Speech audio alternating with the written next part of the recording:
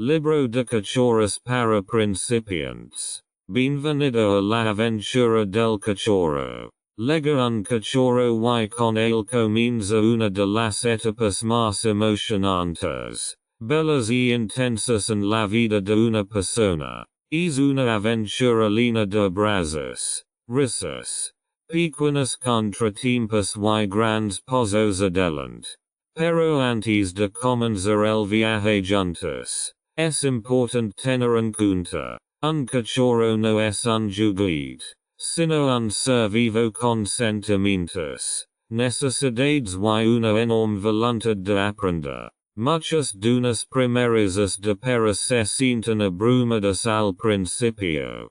Hay un pequeño y torpe amigo de cuatro patas que irradia mucho amor, pero que también trae consigo mucha responsabilidad. Este libro está diseñado para ayudarle no solo a entrenar a su cachorro, sino también a comprenderlo.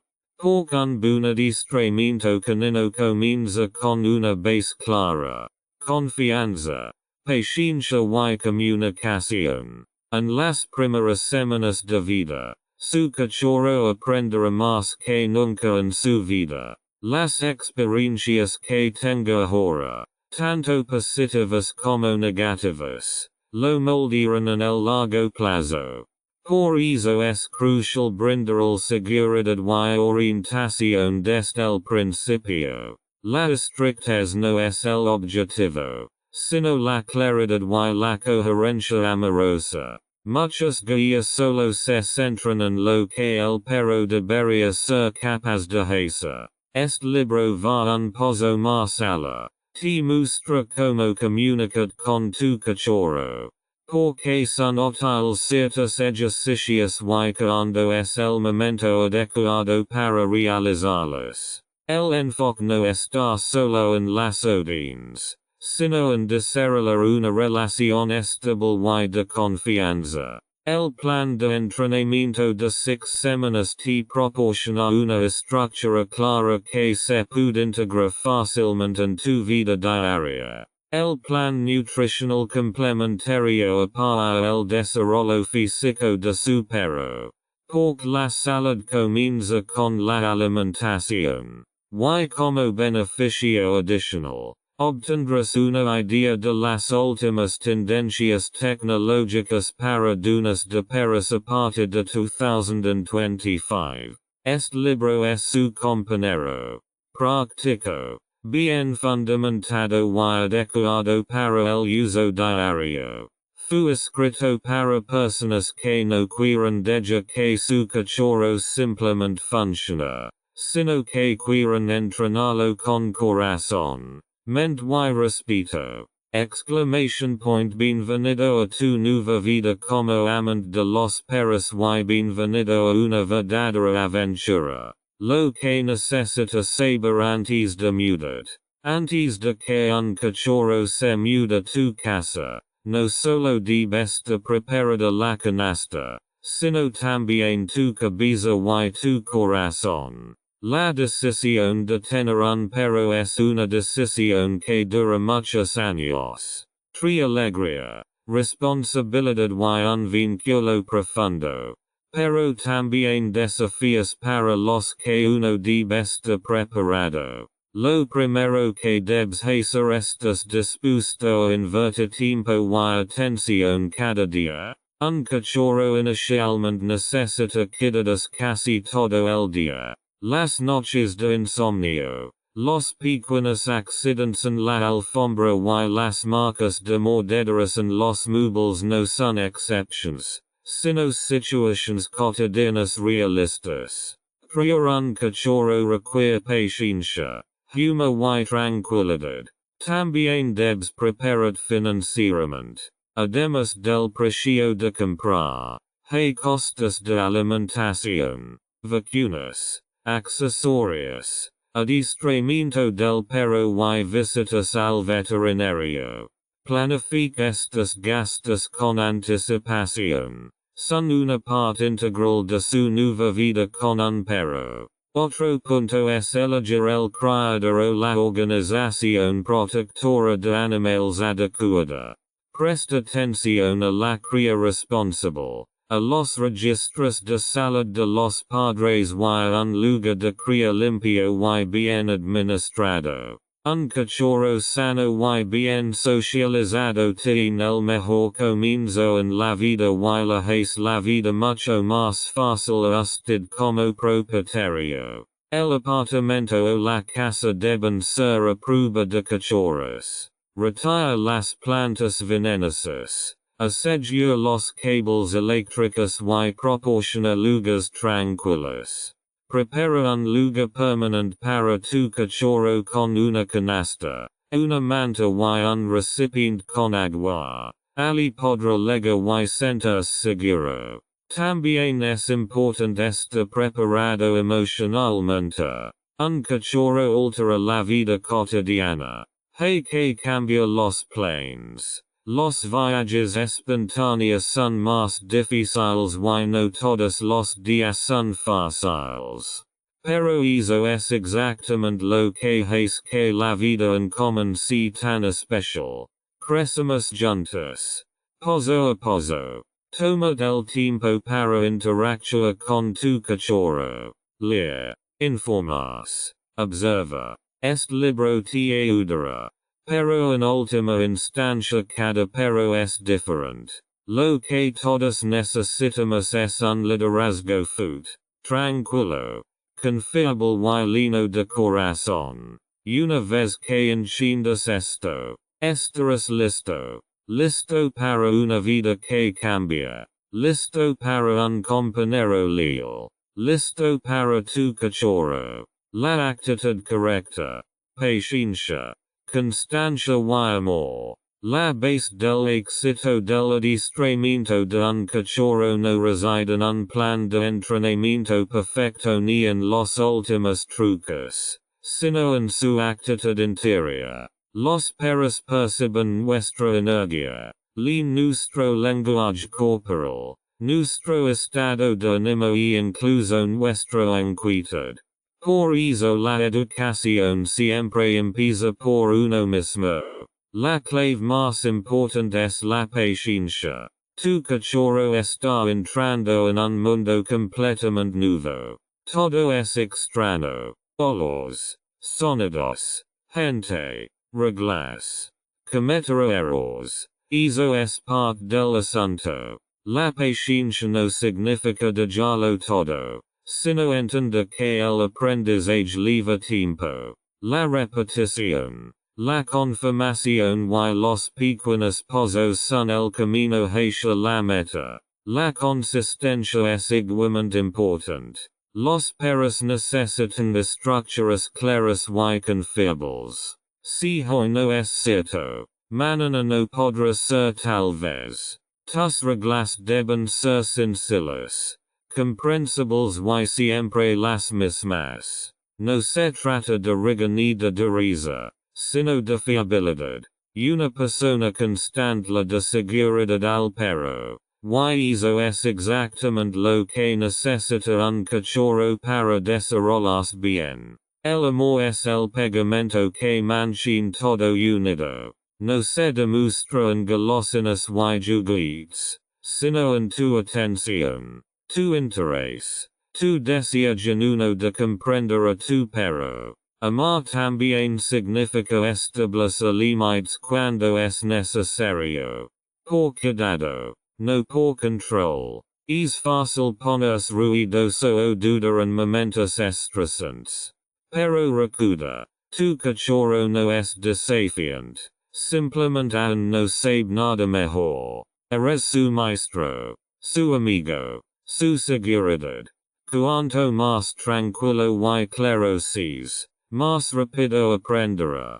Por cierto, la perfección no es el objetivo. Incluso los dueños de perros con experiencia cometen errores. Lo importante es que estés dispuesto a aprender un poco más cada día. Observa a tu perro. Reflexiona sobre su comportamiento y mantente abierto. Y sobre todo, disfruta del tiempo juntos.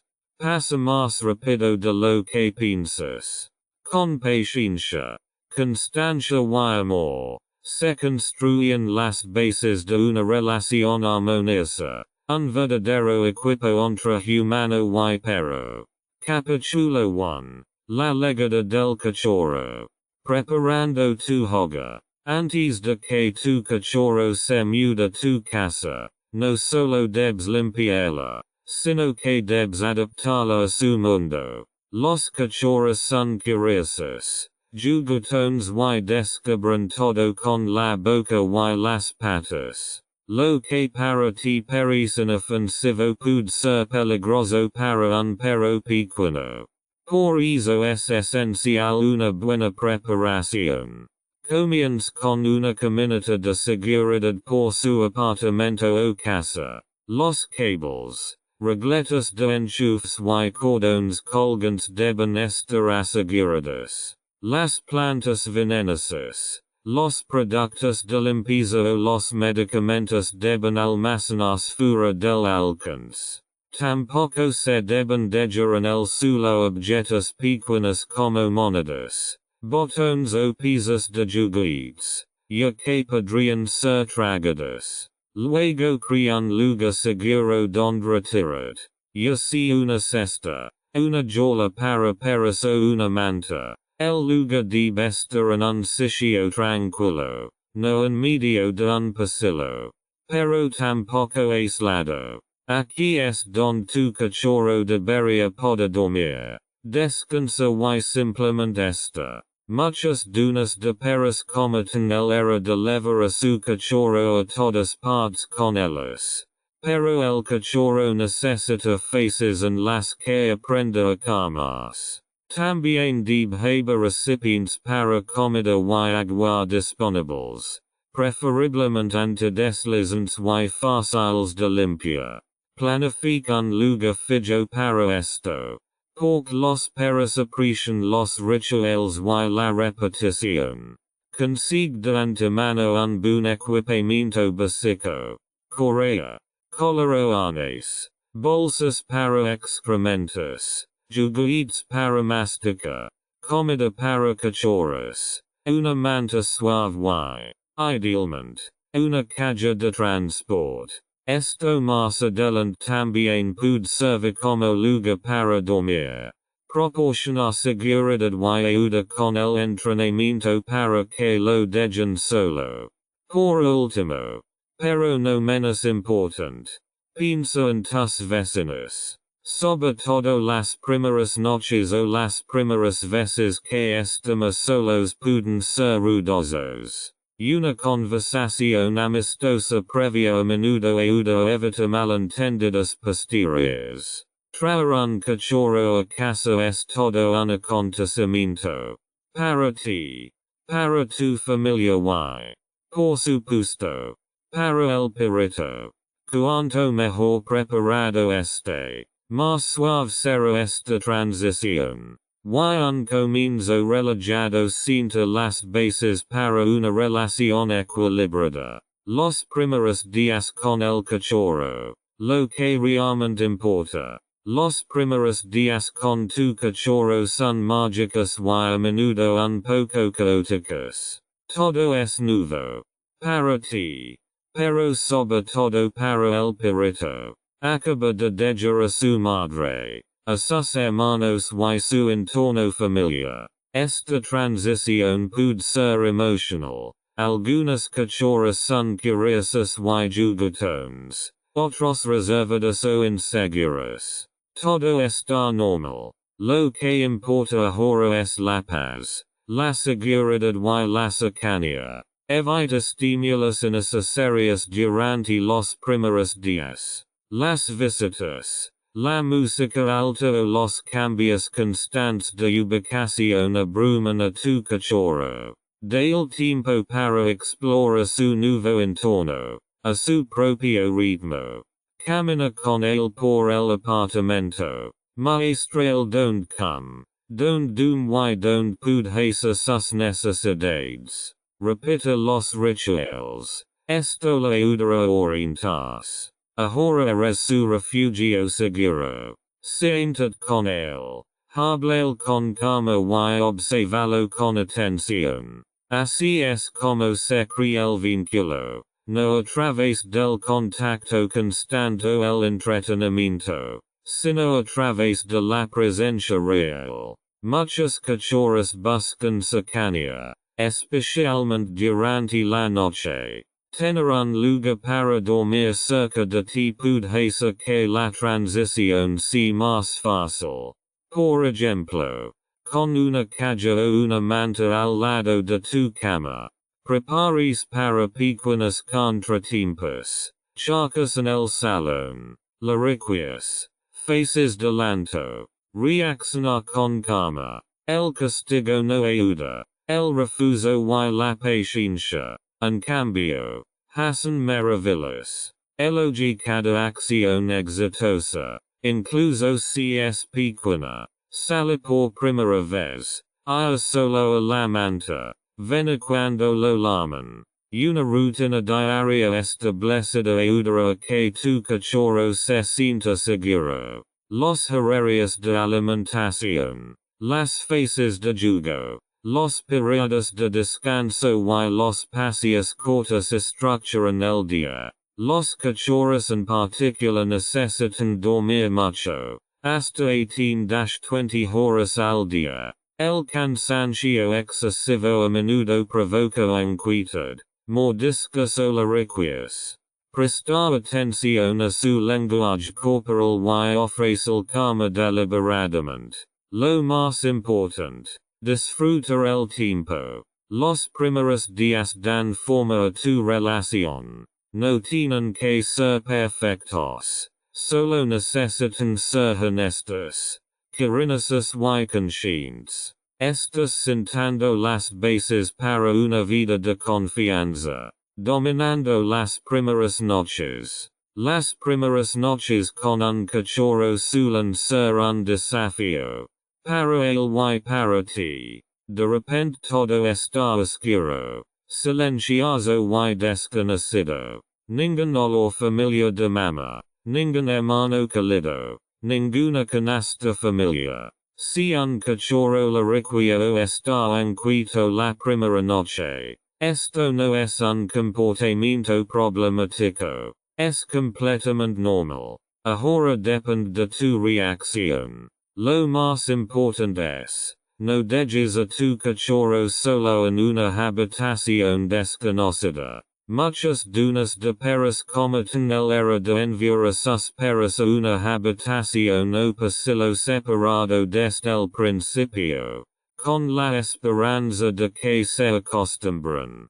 Pero para el perro pequeño esto a menudo significa aislamiento y pánico. La proximidad crea seguridad. Lo ideal es que tu cachorro duerma cerca de ti durante las primeras noches. Por ejemplo, page. En una caja o en una manta al lado de tu cama. Si se despierta por la noche. Se queja o está inquieto. Háblale con calma. Está bien acariciarlo. Pero el exceso de atención puede hacer que adquiera el hábito de pedir ayuda todas las noches. Reacciona con cariño pero con cautela. De esta manera aprenderá que la noche es un momento para descansar. Muchos cachorros necesitan salir una o dos veces por noche. Deberías tener planes para eso. Configura tu alarma o responde a su inquietud. Lévalo afuera. Felicítalo cuando vea al baño y luego regresa directamente a su lugar de dormir. Sin juegos. Sin comida. Sin caricias prolongadas. La noche sigue siendo noche. Para ayudar a que tu cachorro se duerma más fácilmente. Una rutina tranquila antes de acostarse le ayudará. Un último paseo. Un pequeño abrazo. Tal vez un pequeño juguete para masticar para comerlo. Una bolsa de agua caliente debajo de la manta o una camiseta desgastada también puede proporcionar una sensación de seguridad. Después de unos días, tu cachorro se acostumbra al nuevo ritmo. Las noches se vuelven más tranquilas. El vínculo más fuerte. Lo importante es que no lo castigues por su necesidad de cercanía, sino que la vayas introduciendo suavemente la soledad cuando esté preparado. Con amor, claridad y un poco de cansancio. Pueden hacerlo juntos. Y pronto su pequeño aventurero dormirá toda la noche. Primeros encuentros con la familia y otros animales. Un nuevo cachorro es emocionante, no solo para usted sino también para todos los demás miembros del hogar, la familia, los amigos, los vecinos y incluso las mascotas actuales están entusiasmadas con la nueva incorporación. Pero es precisamente aquí donde hay que tener cuidado. Demasiado rápido. Demasiado ruidoso pueden abrumar y asustar a un cachorro. Los primeros encuentros deben diseñarse de forma consciente, con calma, de forma gradual y con sentimiento. Comienza con la familia más cercana, las personas que vivirán con el perro de forma permanente. Presenta cada persona individualmente y con calma. No se permiten gritos fuertes, ni gestos bruscos, ni levantamientos. En lugar de eso, siéntese en el suelo, habla con calma y espera ver si el cachorro hace contacto por sí solo. Esto crea una curiosidad genuina sin presión. Es especialmente importante que los niños aprendan a manejar al cachorro. No tira de las orejas, no mira fijamente, no sujeta. Enseñales que el perro es un ser sensible, no un juguete. Explica de forma adaptada a los niños cuando es importante el silencio y cómo respeta los límites. Muchos malentendidos surgen durante las primeras semanas porque los niños abruman al cachorro, sin quererlo. Pero de forma efectiva, si ya hay otras mascotas, como gatos o un perro mer, es obligatorio adoptar un enfoque lento. Primero, deja que se conozcan a través del olfato. Por ejemplo, a través de una tola que haya usado el cachorro. Solo entonces se produce un encuentro cauteloso y controlado. Idealmente con suficiente espacio para que ambos lados puedan evitarse. Nunca hay que dejar al cachorro así como así. Incluso el gato más amigable puede reaccionar con agobio. Presta atención al lenguaje corporal.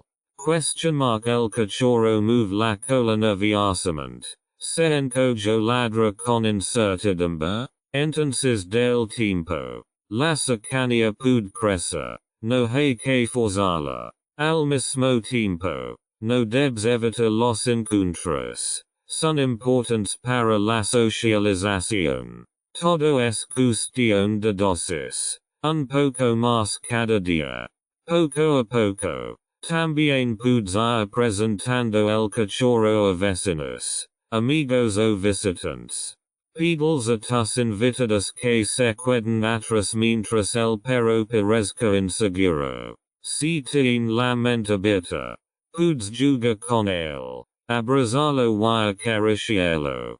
Pero siempre bajo tu supervisión. Los primeros encuentros moldean el comportamiento futuro de tu perro. Si los diseñas con cuidado y amor, fortaleces su confianza en ti y en el mundo.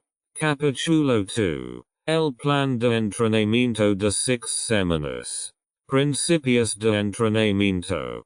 Positivo, amoroso y efectivo. La educación no es una orden militar. Es comunicación. Especialmente en las primeras semanas con un cachorro. No se trata de imponer órdenes, sino de desarrollar un lenguaje común. Supero deb aprender lo que usted espera de él, de una manera que lo comprenda, lo acepte y lo ponga en práctica con gusto. La base paralelo, refuso positivo, estructuras claras y confianza real. Olvides de métodos obsoletos como el castigo, la intimidación o el pensamiento dominante. Un enfoque moderno y científicamente sólido se basa en la recompensa y la motivación. Los perros hacen lo que tiene sentido para ellos. Y si recompensas el comportamiento deseado, este se consolidará más. A menudo, un premio, un elogio o un jugo breve son suficientes para anclar positivamente los procesos de aprendizaje. Otro principio es el timing. Se debe dar una recompensa inmediatamente después del comportamiento. De lo contrario, el cachorro no entenderá por qué se lo está elogiando. Utiliza palabras clave claras como bien o un clic así quieres trabajar con precisión. La coherencia es crucial aquí. Mismas palabras, mismo tono, mismas secuencias. Entrenar no significa practicar sentarse cada 10 minutos. Significa, cada situación cotidiana es una oportunidad para aprender. Ya sé que estés tirando de la correa, esperando en la puta o comiendo. Puedes establecer límites, brindar orientación y proporcionar impulsos positivos en todas partes. Lo importante es que estés presente. Un cachorro siempre está aprendiendo, incluso cuando no lo estás entrenando. Evita abrumarlo con demasiados estímulos uodenes. La primera fase es de orientación, no de rendimiento. Las sesiones de entrenamiento cortas de 3 a 5 minutos suelen ser más efectivas que los bloques de ejercicio largos. Prestar atención al lenguaje corporal de tu perro. Todavía está receptivo o ya está cansado. Además de recompensas y repeticiones, tu cachorro también necesita paz y espacio. Ningún perro puede funcionar las 24 horas del día. El aprendizaje también ocurre durante los periodos de descanso. Es cuando el cerebro precisa lo que ha absorbido. Tu objetivo en estas 6 semanas no es la perfección, sino la relación. Convertirse en un equipo. El plan de entrenamiento te da estructura, pero toda das vida. Manténgase flexible, amigable y claro. Así, su cachorro no solo escuchará lo que usted dice, sino que también confiará en usted. Semana 1. Legado y familiarización con los nombres. La primera semana tiene un propósito principal. Lega. Tu cachorro necesita acostumbrarse a ti, a tu casa, a tu voz, a tus rutinas. En este punto, el enfoque no está en funcionar, sino en generar confianza. Y comienza con algo muy simple. Su nombre. El nombre de tu cachorro es su palabra más importante. Debería aprender. Cuando mi humano dice mi nombre, pasa algo bueno, puedes lograr esto mediante una habituación específica pero lógica. Di el nombre claramente y cada vez que tu cachorro te mira o responda, recompensalo con un pequeño premio, una caricia o un alegre bien. Important. No digas el nombre constantemente sin esperar una reacción. De lo contrario, se convierte en música de fondo y pierde su efecto. Comienza en un entorno tranquilo y sin distracciones. Di el nombre con voz amable y espera. Si el cachorro responde, recompénselo inmediatamente. Repito esto unas cuantas veces al día. solo 2 o 3 minutos cada vez. Esto significa que el nombre se asocia rápidamente con cosas positivas.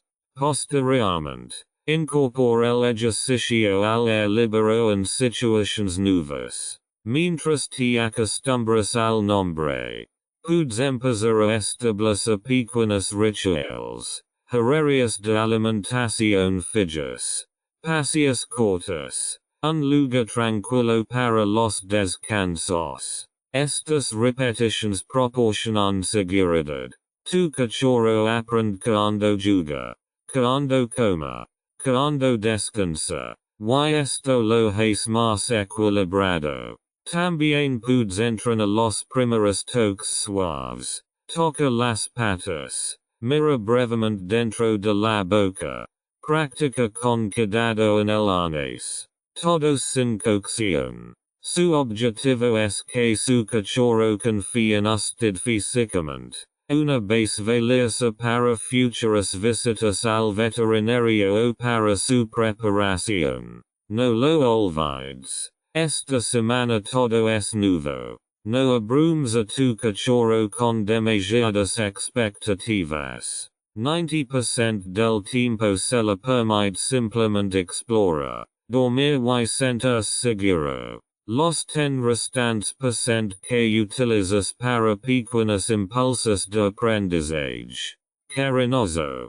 Claro y siempre con refuso positivo. Si al final de la primera semana tu cachorro responde a su nombre y empieza a buscar conscientemente, ya has dado un gran paso. Este es el primer elemento fundamental para una comunicación real. Y aquí es donde comienza la educación a la altura de los ojos. Semana 2. Entrenamiento en casa y rutina diaria. La segunda semana con tu cachorro se trata de estructura y orientación. Ahora hay dos cosas que son especialmente importantes. El entrenamiento en casa y una rutina diaria clara. Ambas le brindan seguridad a su perro y a usted una vida cotidiana relajada. Empezamos con el tema que preocupa a muchas nuevas dueñas de perros como puedo educar a mi cachorro para que haga sus necesidades en el lugar correcto.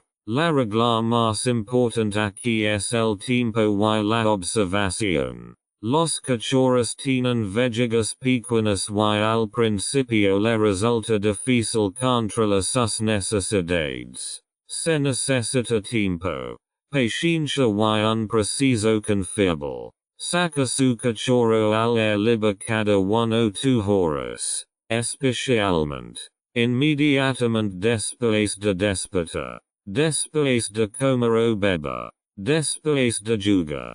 Y cuando se pone inquieto o husmea en círculos. Cuando hay sus necesidades al aire libre, lo elogias efusivamente.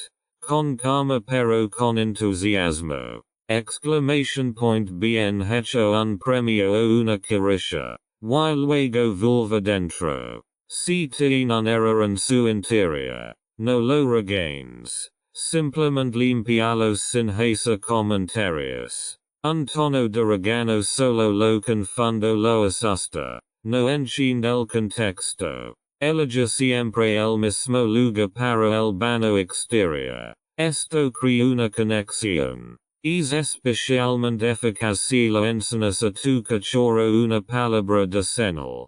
Por ejemplo, bájese pis. Digo esto con calma durante la transacción y elogio después. De esta manera, la palabra se vincula con la acción. Al mismo tiempo, una rutina diaria estructurada ayuda a tu cachorro a orientarse mejor. Los perros son criaturas de hábitos. Cuando come, dormir, jugar y ir al baño se realizan con regularidad. Su cachorro se volverá más tranquilo, más relajado y aprenderá más rápido. Un ejemplo. 7 a.m. Levantarse y salir a caminar. 7:30 a.m. Alimentación. 8 o'clock to 9 a.m. Jugo y descanso. 12 p.m. Pasando al perro. 1300 hours. Alimentación. Tarde. Alternancia de jugo. Descanso. Paseos cortos. Noche. Última comida alrededor de las 6-7 p.m. Último paseo antes de acostarse. Por supuesto, la flexibilidad sigue siendo importante. Pero un patrón básico de estabilidad a tu perro. Y te sorprenderá lo rápido que se adapta. Si perseveras ahora, pronto verás un progreso real. Ningún problema se soluciona tan bien mediante el entrenamiento como el adiestramiento en casa. Siempre que se acta con rapidez, calma y constancia. Semana 3. Sentarse. Quedas quieto y primer entrenamiento con correa.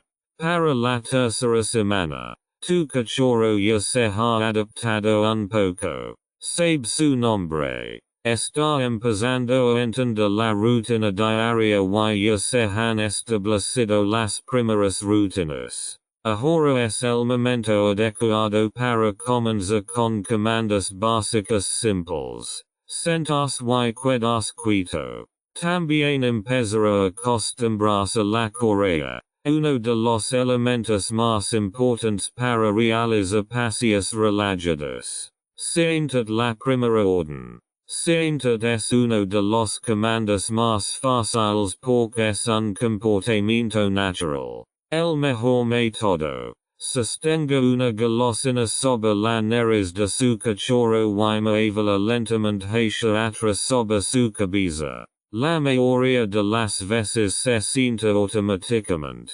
En el momento en que baja el trasero, diga el siéntate claramente y elógilo inmediatamente. Important no presionar. Forza solo conduce la inseguridad. Repita el ejercicio varias veces al día, pero nunca durante más de 3-5 minutos por sesión. Al principio es suficiente con que se siente durante un rato. El tiempo irá aumentando. Luego con calma y paciencia.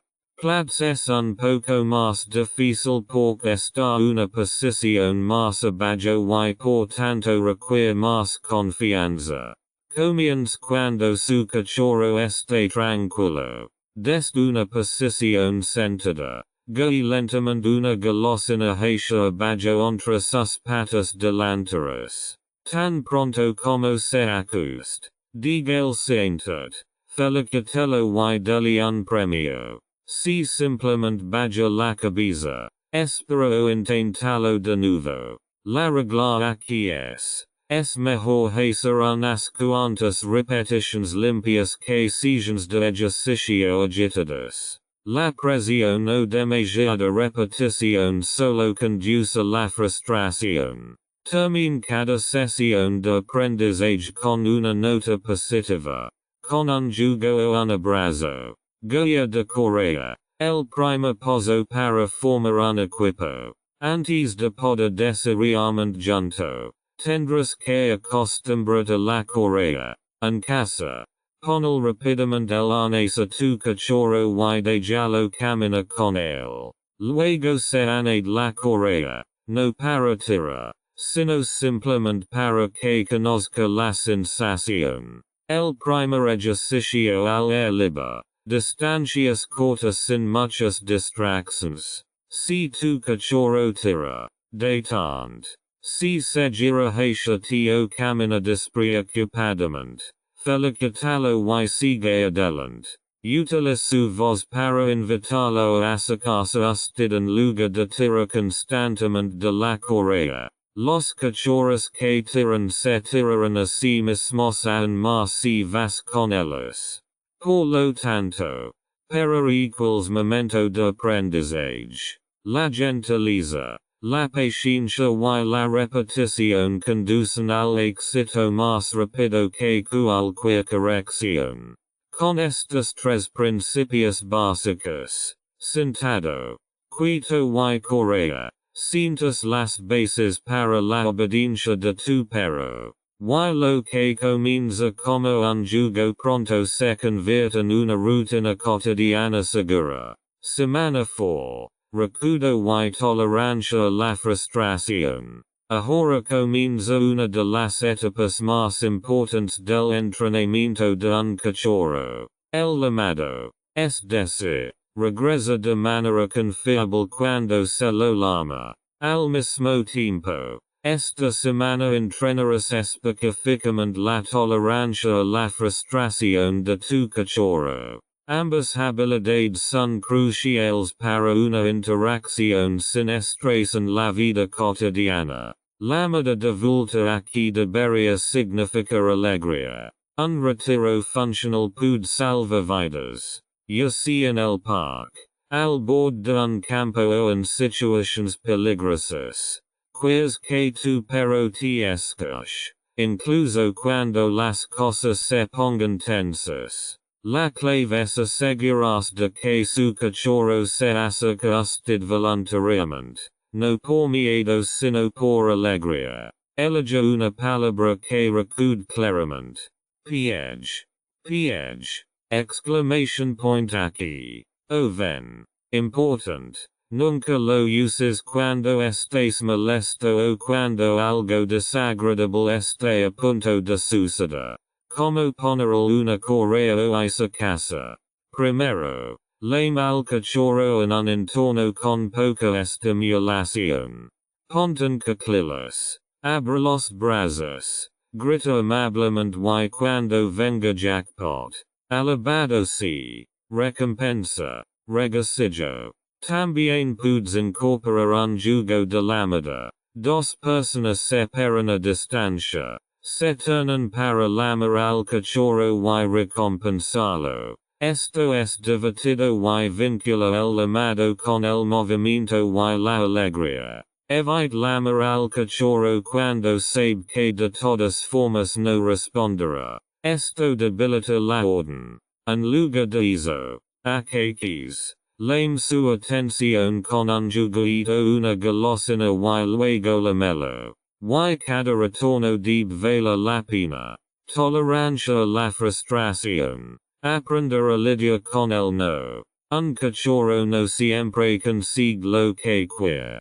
Tal vez no quieras jugar. Acariciarlo o deja que se acerque algo. Tiene que aprender esto. Sin frustrarse. Sin ladra ni morder. La palabra mágica aquí es. Establece límites con calma.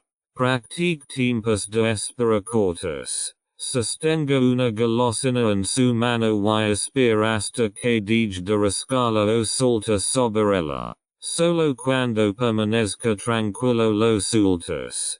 Con un claro está bien. De esta manera aprende que la paciencia tiene recompensa. También es importante introducir reglas a la hora de jugar. Si se pone demasiado salvaje o te mude la mano, detén el jugo inmediatamente. No regains. Simplemente terminalos sin comentarios. Repita hasta que entienda. Comportamiento tranquilo equals sigue jugando. Comportamiento salvaje equals deja de jugar. La tolerancia a la frustración es la base de una relación relajada y respetuosa y protege contra comportamientos problemáticos posteriores. Su cachorro necesita aprender a afrontar las pequeñas decepciones, igual que lo hacen los niños. El entrenamiento de recuperación y de frustración son elementos clave para tener un perro equilibrado. Cuanto antes los practiques, más naturales se volverán, y tu perro aprenderá la confianza de sus frutos. Semana 5. Estímulos ambientales y socialización. El mundo es enorme para un cachorro y está lleno de estímulos desconocidos. Sonidos, olores, personas, vehículos, otros animales, diferentes superficies, Todo esto hay que experimentarlo y clasificarlo. La quinta semana de tu plan de entrenamiento está dedicada a la habituación a estímulos controlados y a la socialización activa. Por lo que tu cachorro vive positivamente ahora, lo aprenderá con calma también más adelante. Estímulos ambientales. Curiosidad en lugar de miedo. Durante esta fase debes darle a tu cachorro tantas impresiones como si posible, pero de manera medida y adaptada. Lévalo a diferentes lugares, en la acera, en un parque tranquilo, en una parada de autobús, en un estacionamiento subterráneo o en el bosque. Es important que experimente estos lugares en tu presencia y se sienta seguro. Si su cachorro se siente inseguro, deje de tirar de él. Quédate quieto y del tiempo para observar. Háblale con dulzura. Arrodíllate a su lado y ofrécele golosinas. De esta manera, él asocia lo nuevo con algo positivo y usted se convierte en su ancla segura. Sin embargo, hay que evitar la sobreestimulación. No hay demasiados estímulos a la vez. Nada de mercados abarrotados ni festivales callejeros. Una o dos impresiones nuevas al día son suficientes. Socialización. Organizar encuentros correctamente. La fase de socialización de su cachorro solo dura unas pocas semanas. Pero de forma a toda su vida. Ahora es el momento de facilitar encuentros amistosos y controlados. Con otros perros. Personas de diferentes edades. Usuarios de sillas de ruedas. Corredores. Niños. Hombres con sombreros. Cuanto más diversos, mejor. Presta atención a la calidad, no a la cantidad. Es mejor tener unos pocos encuentros positivos que muchos que abruman a tu cachorro. Que él decida por sí mismo si quiere establecer contacto. Nunca lo fus. Pero refusa el comportamiento tranquilo y neutral con elogios o golosinas. Asegúrese de elegir para seguros y experimentados para los encuentros con perros. Un primer contacto mal gestionado con un perro agresivo o abrumado puede dejar cicatrices profundas. La mezcla adecuada lo es posible. Exponga a su cachorro a nuevos estímulos de manera específica. Pero del siempre tiempo para descansar y procesar las experiencias. Los descansos son tan importantes como las nuevas impresiones. Ayudan al cerebro a clasificar lo experimentado. Un perro cosmopolita y relajado no se desarrolla de la noche a la mañana, sino a través de pequeños pasos diarios. Eres su guía a través de este nuevo mundo. Con paciencia, presencia y confianza, tu cachorro crecerá en su entorno, seguro y lleno de confianza en sí mismo.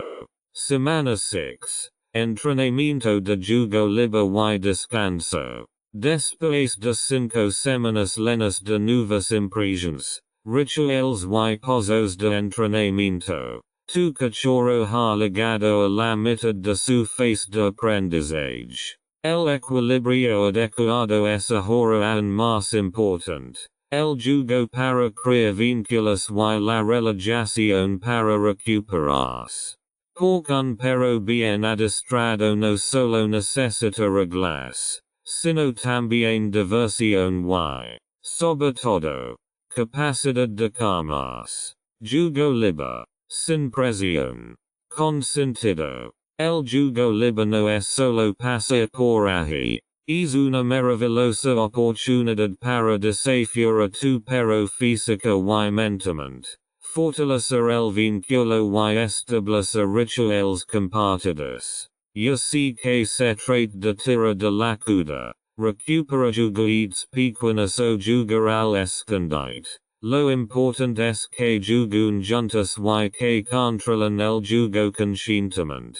Comienza el jugo con una señal como yo y terminalo con un claro listo así aprende tu cachorro. El jugo comienza y termina contigo. Esto fortalece tu rol de liderazgo sin ser autoritario. Aseguris de que el cachorro no se excite demasiado ni recurra a morder salvajemente. Si se pone demasiado duro, finaliza el jugo sin comentarios. Así aprende. Comportamiento demasiado salvaje equals fin del jugo. Si es posible, evita correr salvajemente detrás de alguien y ser perseguido. Esto puede volverse problemático más adelante si su perro prefiere de usted durante los paseos en lugar de que lo llame para que regrese. En cambio, tohuis y tu perro te sigue. Esto fortalecerá tu enfoque en ti mismo. Entrenamiento de descanso. Es necesario aprender a desconectar. Tan importantes como son el ejercicio y el jugo. Es igualmente esencial que tu cachorro aprenda a no hacer nada a veces. Los perros jóvenes, en particular, suelen verse abrumados por los estímulos. Quieren estar en todas partes. Verlo todo. Examinarlo todo. Pero el cerebro necesita descansos para procesar lo que ha aprendido. Y necesitas un perro que también pueda calmarse de vez en cuando. En casa, en un café, en el veterinario. Comienza con breves periodos de descanso sobre su manta. Coloquelo ali con un huso para masticar o una golosina. Mantenga cerca de él. Pero ignorelo deliberadamente. No habla, no acaricia. Si permanece tranquilo.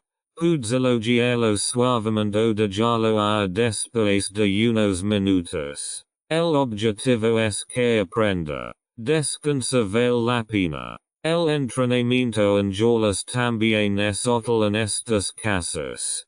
Como un lugar seguro donde retirarse. No como un castigo. Useless para los descansos. No para el aislamiento. Sin embargo, evita forzarlo a entrar en la calle durante momentos estresantes. Debe viverlo como algo placentero. Después de esta sexta semana, tu cachorro estará notablemente más tranquilo, más atento y más seguro.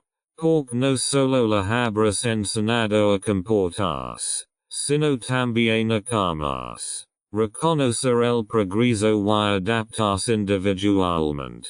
6 semanas de entrenamiento estructurado para cachorros. Un periodo lleno de desarrollo. Vínculos y experiencias de aprendizaje compartidas. Ahora es un buen momento para hacer una pausa y reflexionar donde estamos. ¿Qué funcionó bien? ¿Qué más necesita tiempo? Porque cada equipo pero humano es único y ningún plan funciona al 100%. En cada carácter. Quizás su cachorro esté particularmente ansioso por aprender o si particularmente sensible. Quizás haya entendido la orden de sentarse en 3 días. Pero todavía muestra incertidumbre cuando se le llama nuevamente. Eso es completamente normal. La clave es ver el progreso. No espera la perfección. Los pequeños éxitos son grandes pasos. Toma el tiempo para prestar atención consciente al comportamiento de tu perro. Responde confiablemente a su nombre. Conoce los comandos básicos. Aunque no a la perfección. Podrá relajarse entre tanto. Cómo afronta los nuevos estímulos o la frustración. Estas observaciones te ayudarán a adaptar tu plan de entrenamiento de forma flexible.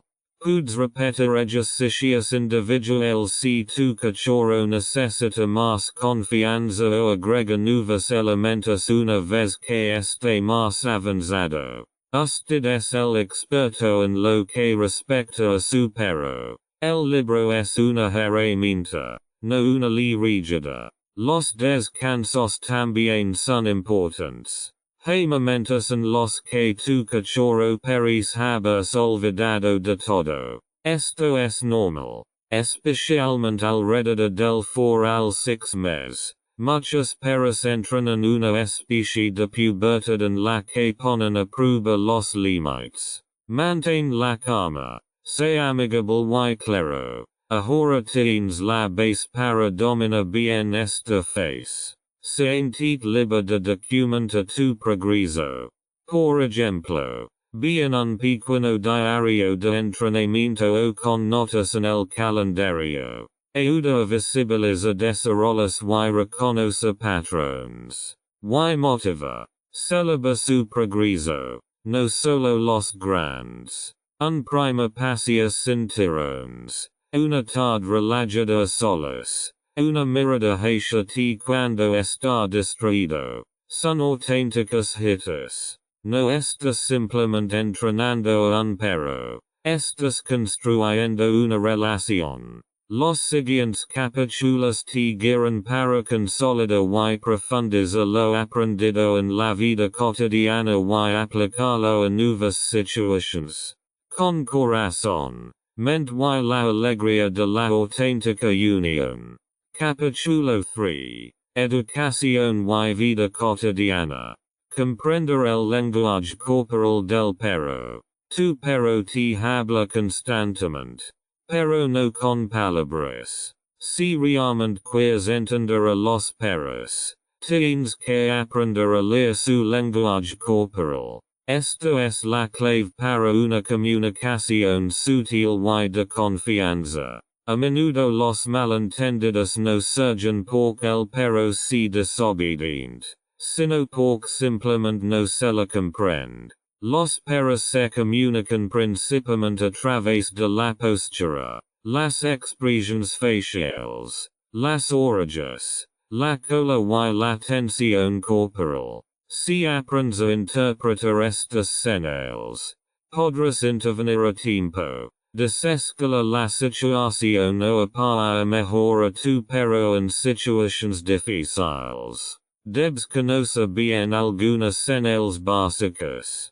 Perro relajado, cupo suelto, ojos suaves, boca abierta, cola colgando suelta o moviéndose ligeramente. Tensión, cupo ligeramente hacia adelante, orejas erguidas, mirada fija, posiblemente cola levantada, inseguridad estrés, bostezos, lamerse los labios, apata la mirada, orejas hacia atrás, cola metida, comportamiento apaciguado, agresión defensa, postura rígida, labios levantados, granidos, mirada fija se recomienda precaución en este caso. Una señal que a menudo se pasa por alto es el llamado comportamiento de apaciguamiento. Los perros lo muestran para aliviar la tensión. Por ejemplo, mirando hacia otro lado, bostezando, lamiéndose lentamente el hocico o incluso recostándose con el estómago hacia arriba. Si reconoces esto, puedes reaccionar de forma específica, eliminar el estímulo, darle más espacio a tu perro o resolver la situación. Igualmente importante es tu propio lenguaje corporal. Los perros perciben las más mínimas tensiones. Si usted está agitado, confuso en sus movimientos o habla nerviosamente, esto se transmitirá a su perro. Prestar atención a tu postura, tranquila, erguida, clara, habla claro, pero no en voz alta. Tu carisma es tu liderazgo. En la vida cotidiana, El lenguaje corporal de tu perro también te ayuda a evaluar nuevas situaciones realmente le gusta el perro extraño. Se siente cómodo en la esquina de la calle. Está abrumado o simplemente cansado. Si puedes leer a tu perro, podrás guiarlo mejor. Consentimiento en lugar de presión. No es necesario convertirse en un experto. Pero cuanto más observes, más comprenderás. Y con cada contacto visual, cada reacción y cada pequeño gesto, crece el entendimiento mutuo y, con él, la confianza. Recompensar adecuadamente los cachorros. Jugo.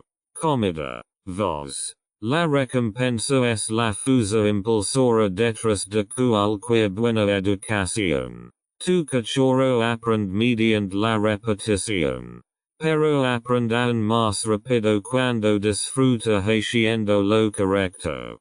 Pero la recompensa no siempre es un placer. Puede tomar muchas formas.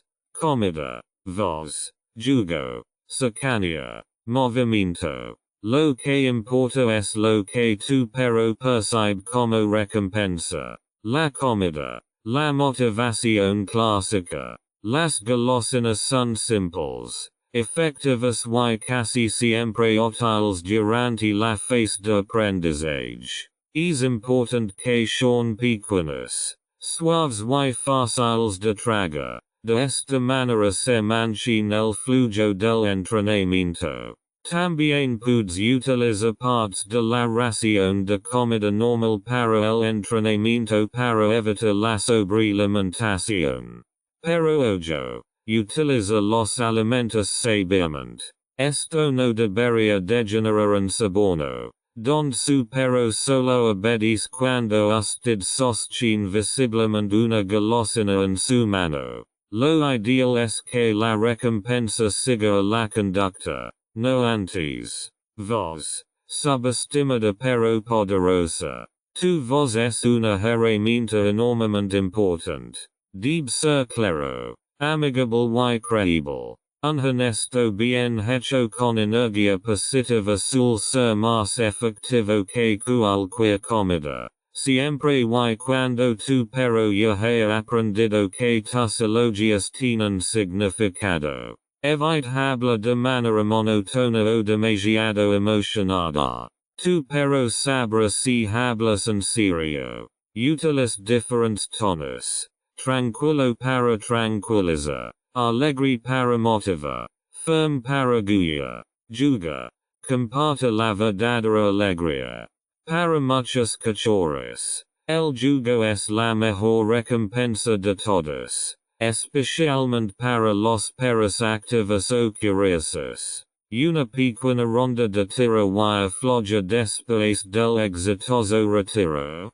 Un partido de pelota después de un buen lanzamiento. Exclamation point perfecto. Lo importante es que le des el jugo. Empiezas y terminas. De esta manera, sigue siendo parte del entrenamiento y no se convierte en una actividad salvaje y autodirigida. El jugo en sí no tiene por qué llevar mucho tiempo. Se trata de disfrutarlo juntos. La individualidad cuenta. No todos los cachorros reaccionan de la misma manera. A uno le encanta la comida. A otro le encantan los elogios y al siguiente solo le apetece correr. Vigila atentamente a tu perro. Que le hace brillar.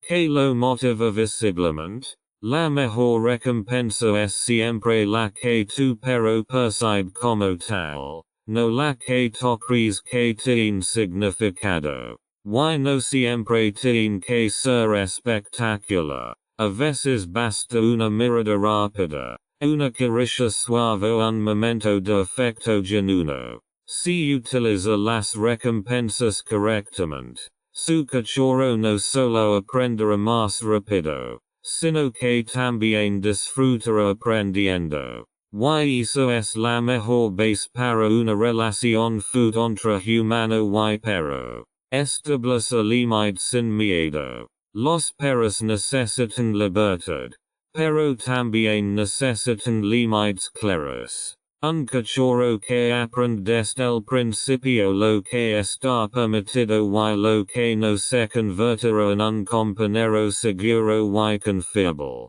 Los límites no significan dureza o castigo, significan orientación, seguridad y respeto mutuo. Muchas dunas de perros tienen miedo de ser demasiado estrictos. Pero un liderazgo consistente no tiene nada que ver con la falta de amor. Al contrario, unas normas claras hacen que la vida cotidiana sea más relajada, tanto para los humanos como para los perros. Porque tu cachorro quiere saber dónde está parado. ¿Qué significa establecer límites? Establecer límites significa tú decides dónde termina. Por ejemplo, el cachorro no salta en el sofá, entonces nunca te sientes en el sofá, ni siquiera solo hoy. No se le permite tirar de la correa, luego te dicens cada vez que él tira.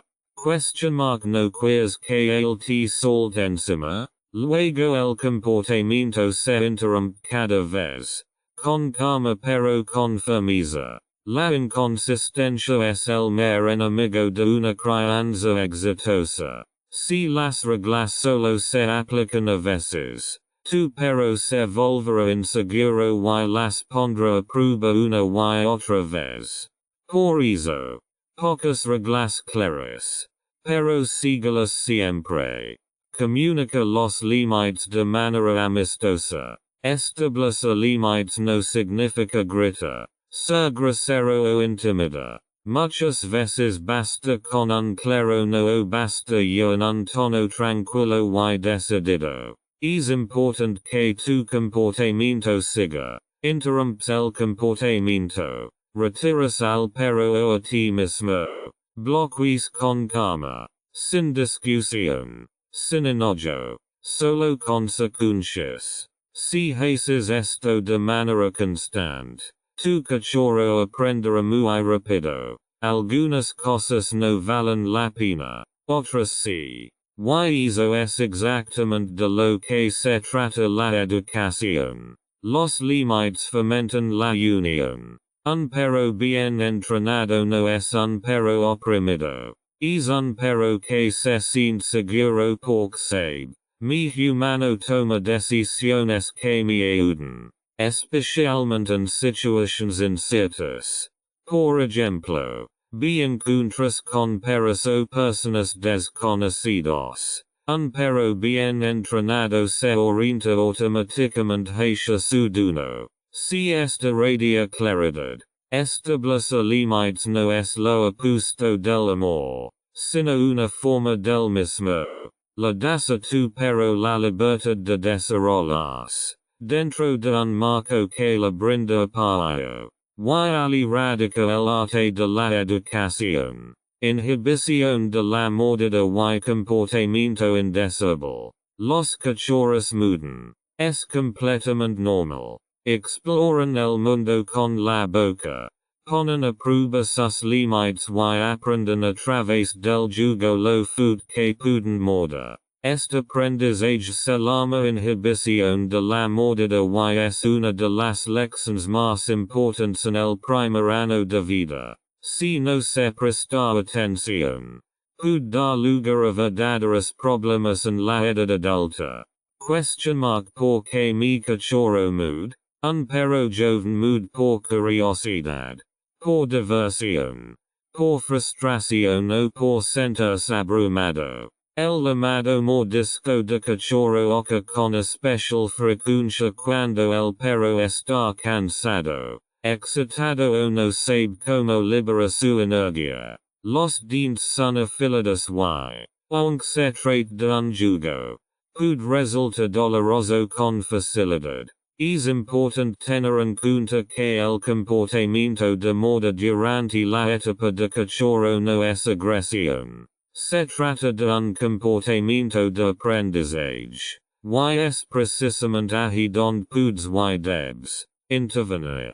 Como entran a la inhibición de la mordida. Si tu cachorro te mude las manos, la ropa o la piel con demasiada fuerza, reacciona inmediatamente. Di en voz alta, o no breve, pero no enojado. Detén el jugo inmediatamente. Aleja o abandona la habitación brevemente. Espera unos segundos antes de volver a conectarse. Repito esto cada vez. Con calma, claridad y consistencia. Así aprende tu cachorro. Si mudo demasiado fut. Se acabó la diversión. Igualmente importante. Recompensar el comportamiento tranquilo y gentle. Cuando jugue contigo sin usar la boca, felicítalo o del una recompensa para que la mastique. Maestral alternativas. Los juguetes para masticar. Los jugues de tira y afloja o los jugues de biscuit ayudan a liberar energía de forma significativa. Otros comportamientos indeseables. Además de morder, muchos cachorros muestran otros comportamientos típicos que pueden ser problemáticos para nosotros los humanos. Saltar alto. Ladra cuando está frustrado. Tirando de la correa. Robo de objetos. Mordisqueando muebles. Aquí se aplica siempre la misma regla básica. No castiga, sino redirigir. Cada comportamiento tiene un detonante. Encuéntralo y ofrece una alternativa. Ejemplo tu perro roba calcetines. Luego ofrece un juguete y practica en el intercambio. Está ladrando a la puta. Luego practica la espera dirigida y recompensa el comportamiento tranquilo. También en este caso la coherencia es decisiva. Una vez que el cachorro tiene éxito.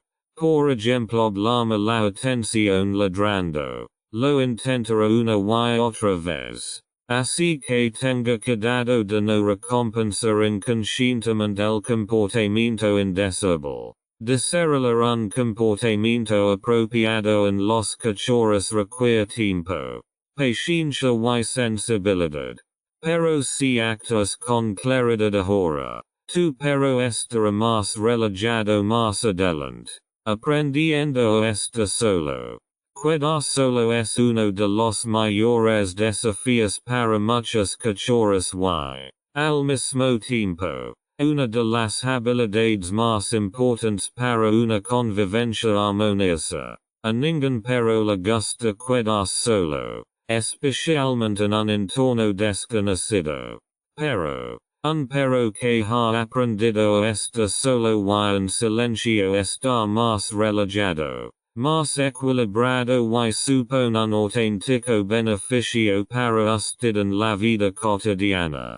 ¿Por qué es tan difícil? En las primeras semanas de vida, tu cachorro nunca estuvo solo. Tenía a su madre y a sus hermanos a su alrededor. Está de repente solo en una habitación. Sin sonidos, olores ni movimientos. Puede desencadenar un verdadero miedo a la pérdida. Precisamente por eso es tan importante establecer la soledad de forma temprana, gradual y amorosa. Pozo a pozo hacia el éxito. Practica el cambio de espacios.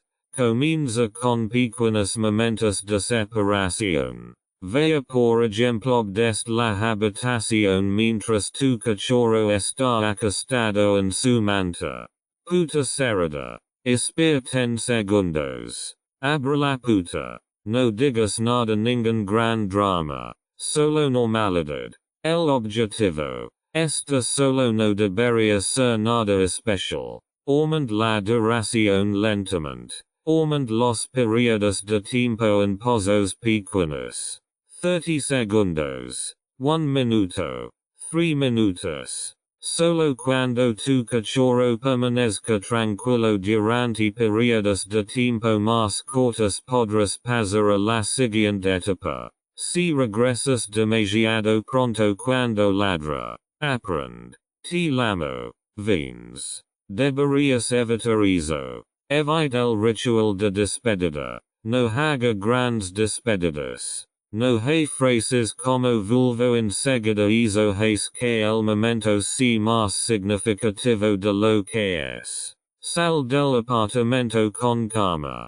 Como si fuera lo más normal del mundo. Ofrece actividades. Dale a tu cachorro un juguete para mastica seguro o un con de peluche para distraerlo. Así aprende. Incluso cuando estoy solo. Todavía sucede algo bueno. Asegúrese de que esté descansado. Un perro cansado está más relajado cuando se lo deja solo. Mantén un tono neutral al regresar a casa.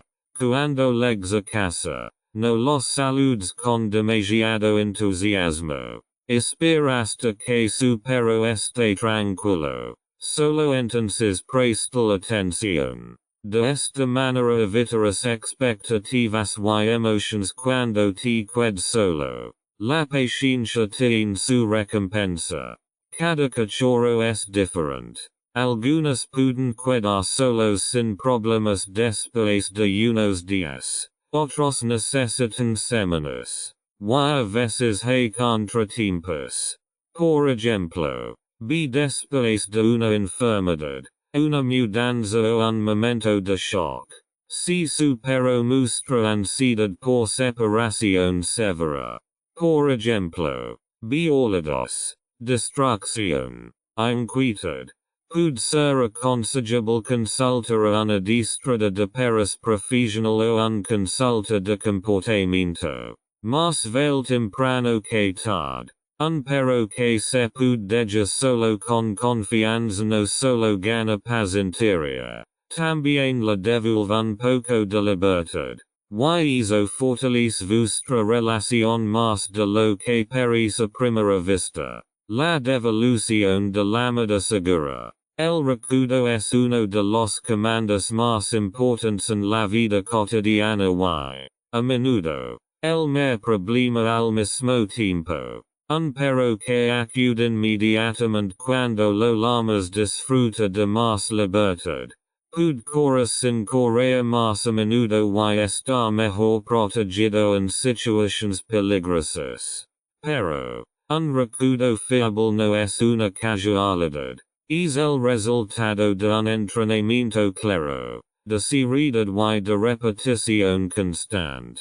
¿Por qué la devolución de la amada a menudo no funciona? Muchas dueñas de perros cometen un error crucial. Solo llaman al perro cuando ocurre algo desagradable. Le ponen la correa. Juegan con él o se van a casa. No es de extrañar que el perro se vuelva sordo. Sin embargo, el llamado debería ser una señal para tu perro de lo mejor del mundo. Jugo, recompensa y atención. Otro problema, la inconsistencia. Si la orden se da de una manera y luego de otra, en tonos diferentes, o si se ignora cuando el perro no responde, pierde su significado.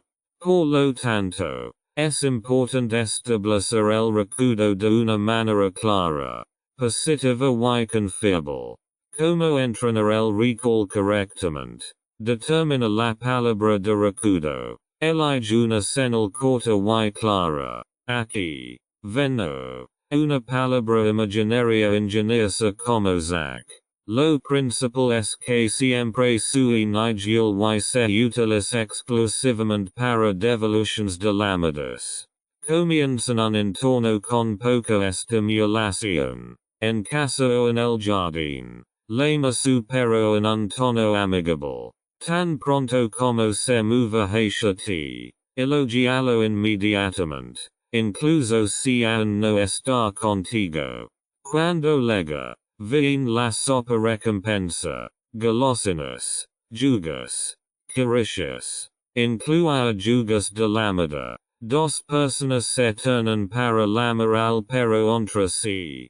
Con diversión. ejercicio y recompensa. También puedes esconder y lama mientras caminas. Esto aumentará la atención de tu perro hacia ti. Combina con sorpresa. A veces recibe comida. A veces juga. A veces simplemente recibe elogios. Esto hace que el recuerdo sea emocionante y no un medio para un fin. Nunca castigues. Tu perro bien lentamente. Vacilando solo después de la tercera llamada. Alabado si de todos modos. Cualquier otra cosa hace que el retiro sea incierto. Seguro a largo plazo. Cuando esté al aire libre, utiliza inicialmente una correa para controlar las situaciones de llamada. De esta manera podrás evitar los comportamientos y aún así darle al perro mucha libertad. Más tarde, cuando se haya establecido la llamada, se puede soltar la correa. Important. Llamar a tu perro no es una orden que se da una sola vez, sino un comportamiento que debe mantenerse regularmente durante toda su vida. Repítelo una y otra vez en tu vida diaria, no solo cuando sea necesario. Si tu perro regresa a ti feliz y alegre, tendrás más libertad y vuestro vínculo se fortalecerá notablemente. El llamado es más que una orden, es una señal de confianza. Encuentras con otros perros. Los encuentros con otros perros se encuentran entre las situaciones más importantes y, a menudo, más desafiantes en la vida cotidiana de un perro. Un perro bien socializado puede interactuar con otros perros de manera neutral, amistosa o apropiadamente reservada. Para que esto tenga éxito, su cachorro necesita experiencias positivas desde el principio y su orientación segura. Los fundamentos de los buenos encuentros con perros. No todos los perros tienen que convertirse en amigos. El objetivo no es jugar constantemente con cada amigo de cuatro patas, sino una comunicación tranquila y respetuosa. Esto incluye que tu cachorro aprenda. No salta sobre cada perro. No corra sin pregunta. Leer el lenguaje corporal y reaccionar apropiadamente. Y esto no lo aprende por casualidad, sino gracias a tu guía. Como preparar a tu cachorro. Antes de dejar que tu cachorro simplemente escape. Observa cómo reacciona ante otros perros. Muestra curiosidad, incertidumbre o entusiasmo. Al principio, pon la correa, mantén la distancia, habla con calma y observa su lenguaje corporal. Mirada relajada, cupo suave y aproximación cautelosa, son buenas señales. Evite encuentros con perros descontrolados o muy agresivos. Un mal contacto inicial puede provocar una incertidumbre duradera. En lugar de eso, busca perros experimentados y amigables. Por ejemplo, en un buen grupo de cachorros o cuando camina con dunas conocidas. Encuentro con correa. El gran desafío. Los encuentros con correa son difíciles para muchos perros porque no pueden moverse libremente o evitarse entre sí. Tu lenguaje corporal es crucial aquí. Mantén la calma. Guía a tu cachorro hacia ti con una golosina si es necesario y evita tirar constantemente de la correa. Mantenga la distancia si su cachorro se emociona o se siente inseguro. La cercanía no es obligatoria. Dejes que salude a otros perros tirando. Esto aumenta el comportamiento de tira y puede generar frustración. Solo cuando ambos perros estén relajados se puede permitir el contacto. E incluso entonces solo brevemente. Un rápido olfateo. Unmenia amistoso y luego camina con calma. Esto mancha en el encuentro controlado. Juga no es lo mismo que socializa. Muchas dunas de cachorros piensan. Mi perro necesita cura. De lo contrario no aprenderá nada. Pero eso no es cierto. El jugo está bien. Pero no todo. El aprendizaje social a menudo ocurre en la comunicación silenciosa, a través del contacto visual, al das la vuelta cortésmente o al caminar juntos. No dejes que tu cachorro jugue todo el tiempo. Presta atención a los descansos. Finaliza el jugo si se vuelve demasiado salvaje y intervenga si el o el otro perro se sienten abrumados. Los buenos encuentros con perros fortalecen el comportamiento social y hacen que los paseos sean más relajados. Usted es la clave. A través de acciones con visión de futuro y un liderazgo sereno. Haz que cada encuentro sea un éxito de aprendizaje. Capítulo 4. El plan de nutrición del cachorro. Lo que realmente necesita un cachorro. Una dieta saludable es la base para una vida larga y activa del perro. Y juega un papel especialmente central durante la etapa de cachorro. Tu perro no solo está creciendo físicamente, sino que también está desarrollando su sistema inmunológico, sus órganos y su cerebro. Los errores nutricionales durante esta fase sensible pueden tener graves consecuencias más adelante. Es aún más importante saber que necesita un cachorro y que no necesita. Los tres pilares de la nutrición del cachorro. Nutrientes equilibrados. Tu cachorro necesita energía, pero no solo calorías. Requiere una proporción equilibrada de proteínas, grasas, carbohidratos, vitaminas y minerales. El calcio y el fósforo son especialmente importantes para el crecimiento, pero aseguréis de que estén en las proporciones adecuadas. Demasiado calcio puede provocar problemas en los huesos, mientras que muy poco inhibe el desarrollo. Proteínas de alta calidad. Las proteínas son el elemento fundamental del cuerpo. Músculos, órganos, piel, pelage. Aseguréis de que su dieta contenga proteínas animales de alta calidad. Estos son los más digeribles para los cachorros y proporcionan aminoácidos esenciales necesarios para el crecimiento. Apropiada para su edad. Los cachorros consumen mucha energía, pero su metabolismo es sensible. El exceso conduce rápidamente a la obesidad. Y esto genera tensión sobre las articulaciones y los huesos durante la fase de crecimiento. La cantidad adecuada depende de la edad, el peso, la raza y el nivel de actividad de su perro. Comida preparada o cocinada tú mismo. Ambas cosas son posibles. Si sabes lo que estás haciendo. El alimento completo para cachorros. Seco o humedo. Es conveniente y generalmente contiene todos los nutrientes necesarios.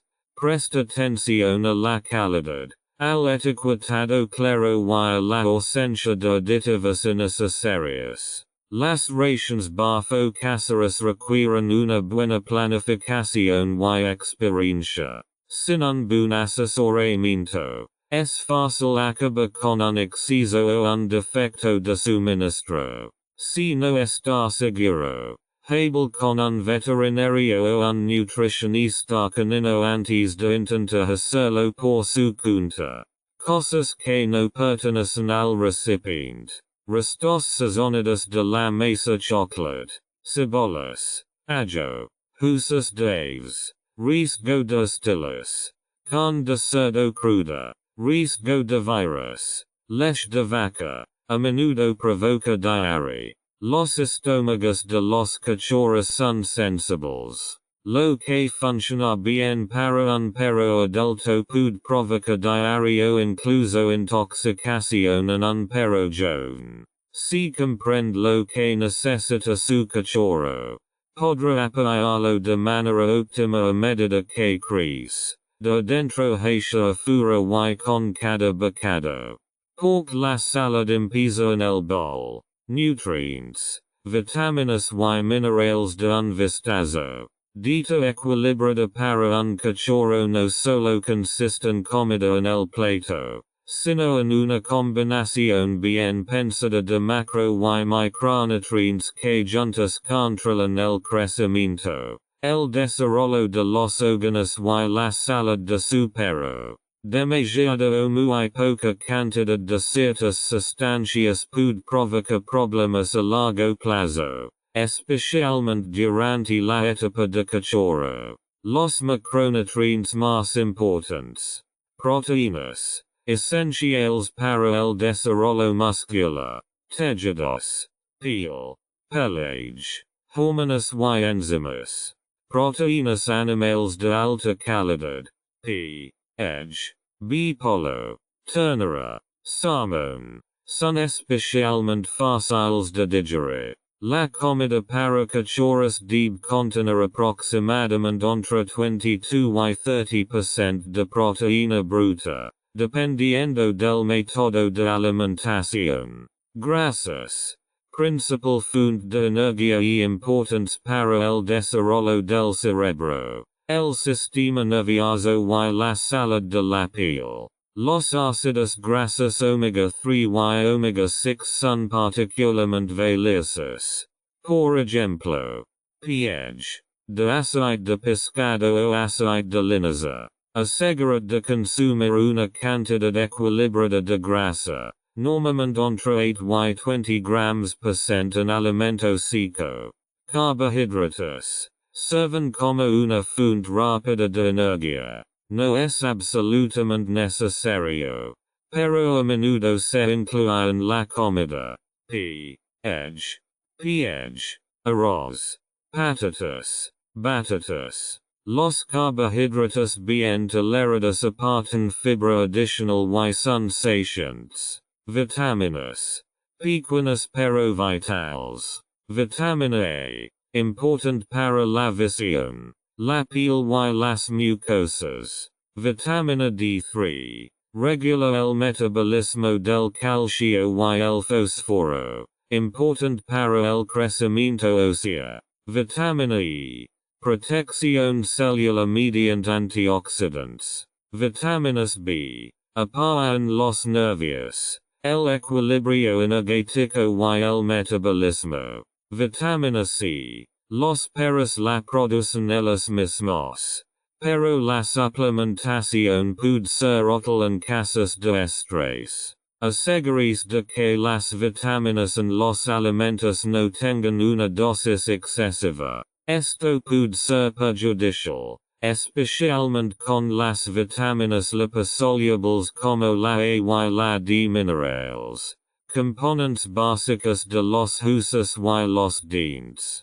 Calcio y fósforo, extremadamente importantes para el crecimiento esquelético. La relación ideal calcio-fósforo es de aproximadamente 1:3:1. Demasiado calcio puede provocar problemas articulares en razas grandes. Magnesio, favorece la función muscular y nerviosa. Zinc, para la salud del pelage, la piel y la cicatrización de heridas.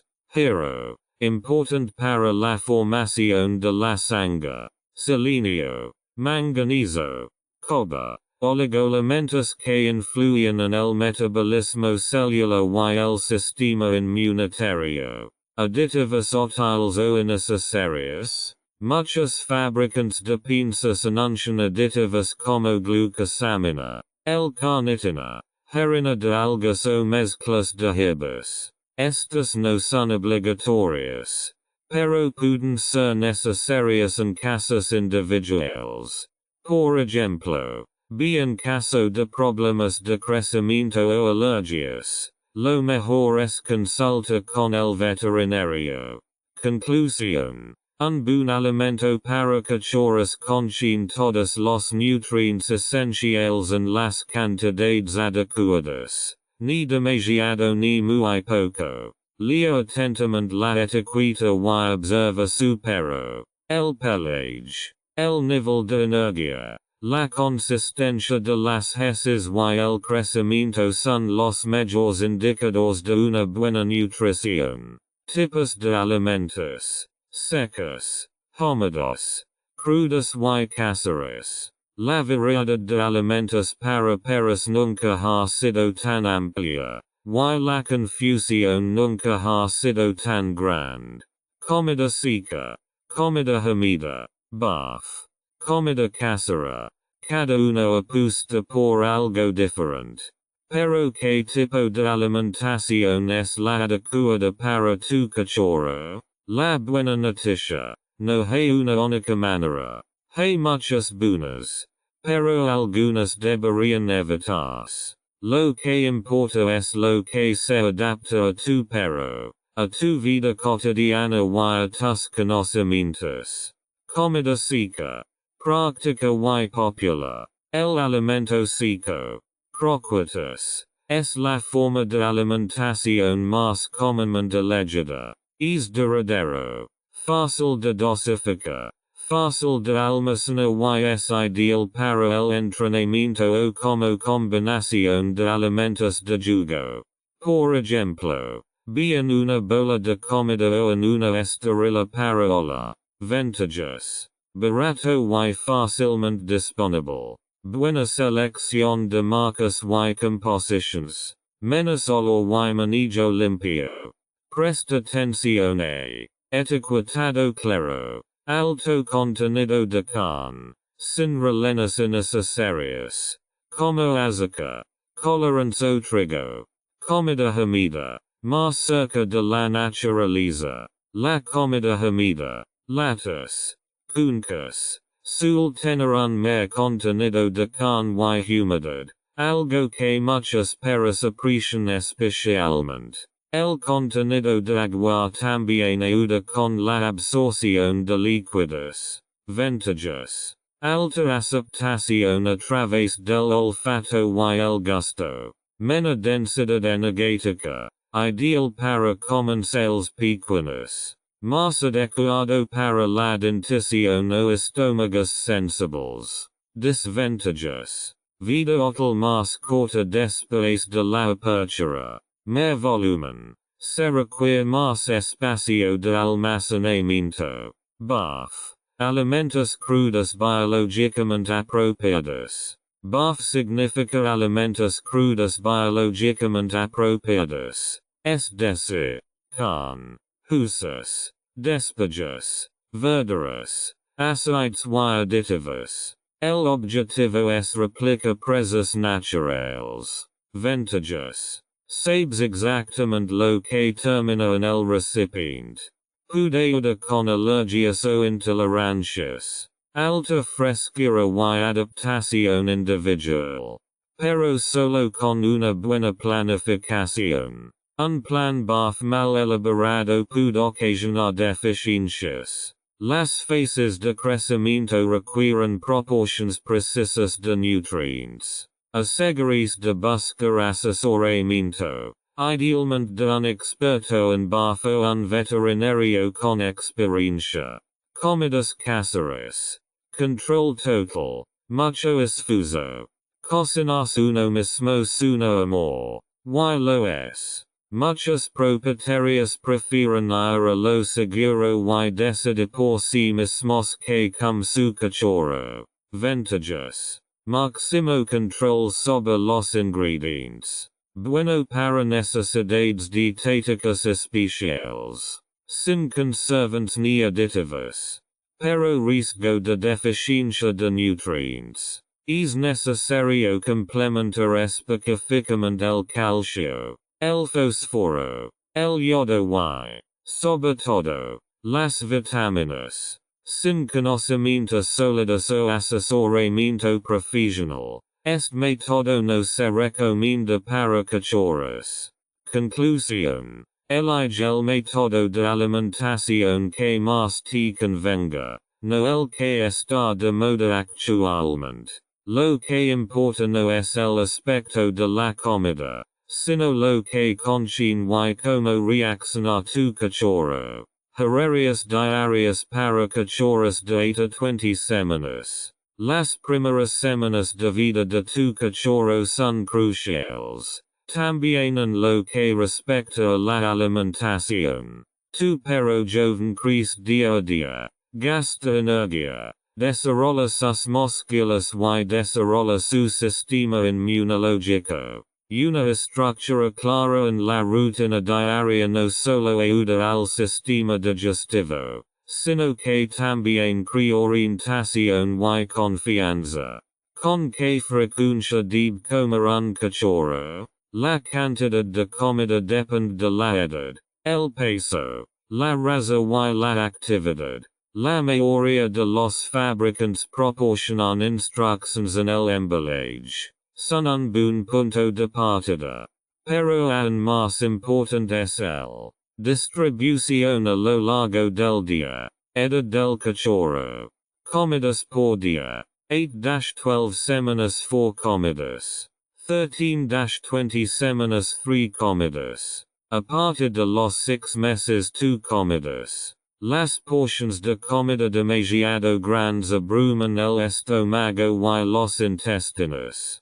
Las comidas más pequeñas y regulares garantizan un suministro de energía constante y previenen la hinchazón o la diarrea. Ejemplo de horario diario para un cachorro de 10 semanas. 7 a.m. Primera comida después de levantarse. Después de pasear al perro. 12 o'clock horas. Segunda comida después de un breve periodo de descanso. 1700 hours h. Tercera comida después de una caminata o un jugo.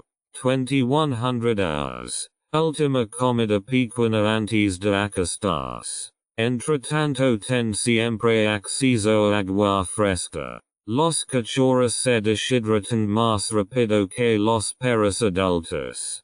Consejos para organizar la hora de comer. Ambiente tranquilo. No comer al lado del televisor ni deja que los niños juguen. Los cachorros prefieren comer en paz. No tenga prisa después de comer. Espera al menos 30 minutos antes de dejar que su cachorro vuelva a jugar activamente para evitar problemas estomacales. Hora del tazón. Hora de la actividad. Útiles. Por ejemplo. PH. Bolas de comida. Tapetes para lamer o congs rellenables. Esto hace que la alimentación sea una actividad mental. La constancia fortalece el sistema digestivo. Evita cambiar constantemente de marca de alimentos o comer sobras de forma espontánea. Controlar el peso y el desarrollo periódicamente. Un cachorro sano es delgado pero no flaco. Debería sentir las costillas, pero no verlas. Pesa su cachorro regularmente.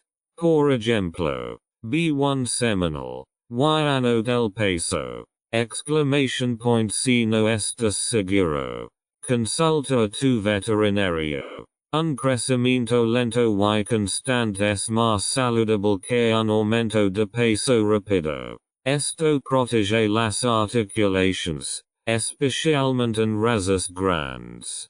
Con un horario de alimentación fijo. Le brinda a su cachorro la seguridad que necesita, física y emocionalmente. Un día estructurado fortalece el sistema inmunológico, la digestión y el vínculo contigo mismo.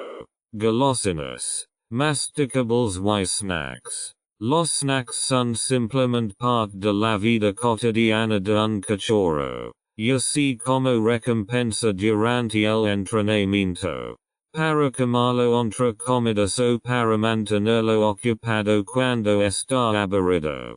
Cuando se utilizan correctamente, las golosinas son una valiosa herramienta de entrenamiento y los masticables son un complemento útil para el desarrollo dental.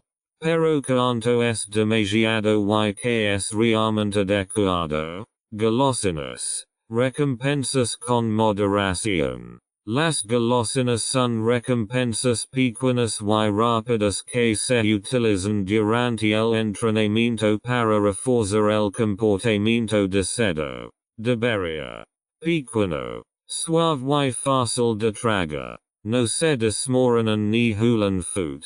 Al menos para ti. Lo más libre de azúcar y granos posible. A la hora de compra.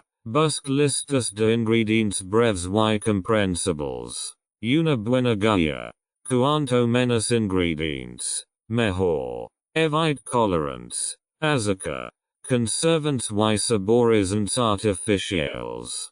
Consejo. Si a tu cachorro le gusta su comida seca habitual, también puedes usarla como premio. Ideal para entrenarlo sin exceso de calorías. Masticables. Más que solo entrenamiento dental. Los cachorros tienen una fuerte necesidad de masticar, especialmente durante la dentición. Aproximadamente entre las 12 y 24 semanas. Los masticables no solo proporcionan entretenimiento, sino que también promueven desarrollo de los dientes y flujo sanguíneo a las encías. Reducción del estrés y relajación. Comportamiento independiente y tranquilo. Masticables adecuados para cachorros. Cuero cabeludo de res seco. Variantes más suaves. Mastica raíces. Orejas de res. Naturales. Palatas masticables especiales para cachorros sin azúcar. Por favor. Usas masticables blandas a base de gelatina. Important. Administra siempre bajo supervisión. Especialmente si se trata de productos nuevos o si el cachorro es muy goloso. Snacks útiles o innecesarios. Los refrigerios como galetas para perros. Bocaditos de yogur o chocolate para perros parecen tentadores. Pero a menudo tienen un bajo contenido de nutrientes y un alto contenido de calorías. No deberían convertirse en una rutina diaria, sino seguir siendo algo especial. Si deseas preparar tus propios snacks, asegúrate de utilizar ingredientes compatibles como requesón, queso cuajado bajo en grasa, tiras de pollo sin sal, cocidos, sin piel, zanahorias cocidas o trozos de calabaza, reglar. Las golosinas, snacks y masticables juntos no deben exceder los 10% de la ingesta diaria de alimento, de lo contrario existe riesgo de obesidad o desequilibrio nutricional. Los refrigerios son herramientas, no comidas. Cuando se eligen y dosifican correctamente, promueven la unión, la actividad y la educación. Si se usan en exceso o sin cuidado, pueden afectar la digestión y los objetivos educativos. Nutrición para cachorros sensibles. Algunos cachorros son verdaderos omnívoros, otros reaccionan incluso a los cambios más pequeños en su comida con diarrea, picar o pérdida de apetito. Si tu cachorro es sensible, necesitará atención extra al momento de alimentarlo. Pero no te asustes. Con paciencia, observación y las medidas adecuadas, esto se puede controlar fácilmente. ¿Cómo reconocer a un cachorro sensible? Los signos típicos de intolerancia alimentaria o digestión sensible son heces frecuentes o blandas, flatulencia, Rascado, lamido o frottamento frequente de las orejas. Pérdida de apetito. Peleja paco y escamoso. Consumo excesivo de hierba. Un solo episodio de diario después de un cambio o excitación es normal. Pero los síntomas recurrentes son una indicación de que su cachorro tiene un sistema sensible. Entendiendo las cosas. Las cosas más comunes de intolerancias son cambios de alimentación demasiado rápidos, ingredientes alimentarios de calidad inferior, p.ej. Rellenos, aditivos artificiales, sobrealimentación o demasiados snacks, alergias, ph contra la carne de res, el pollo y los cereales, especialmente en la etapa de cachorro. El tracto digestivo aún está en desarrollo.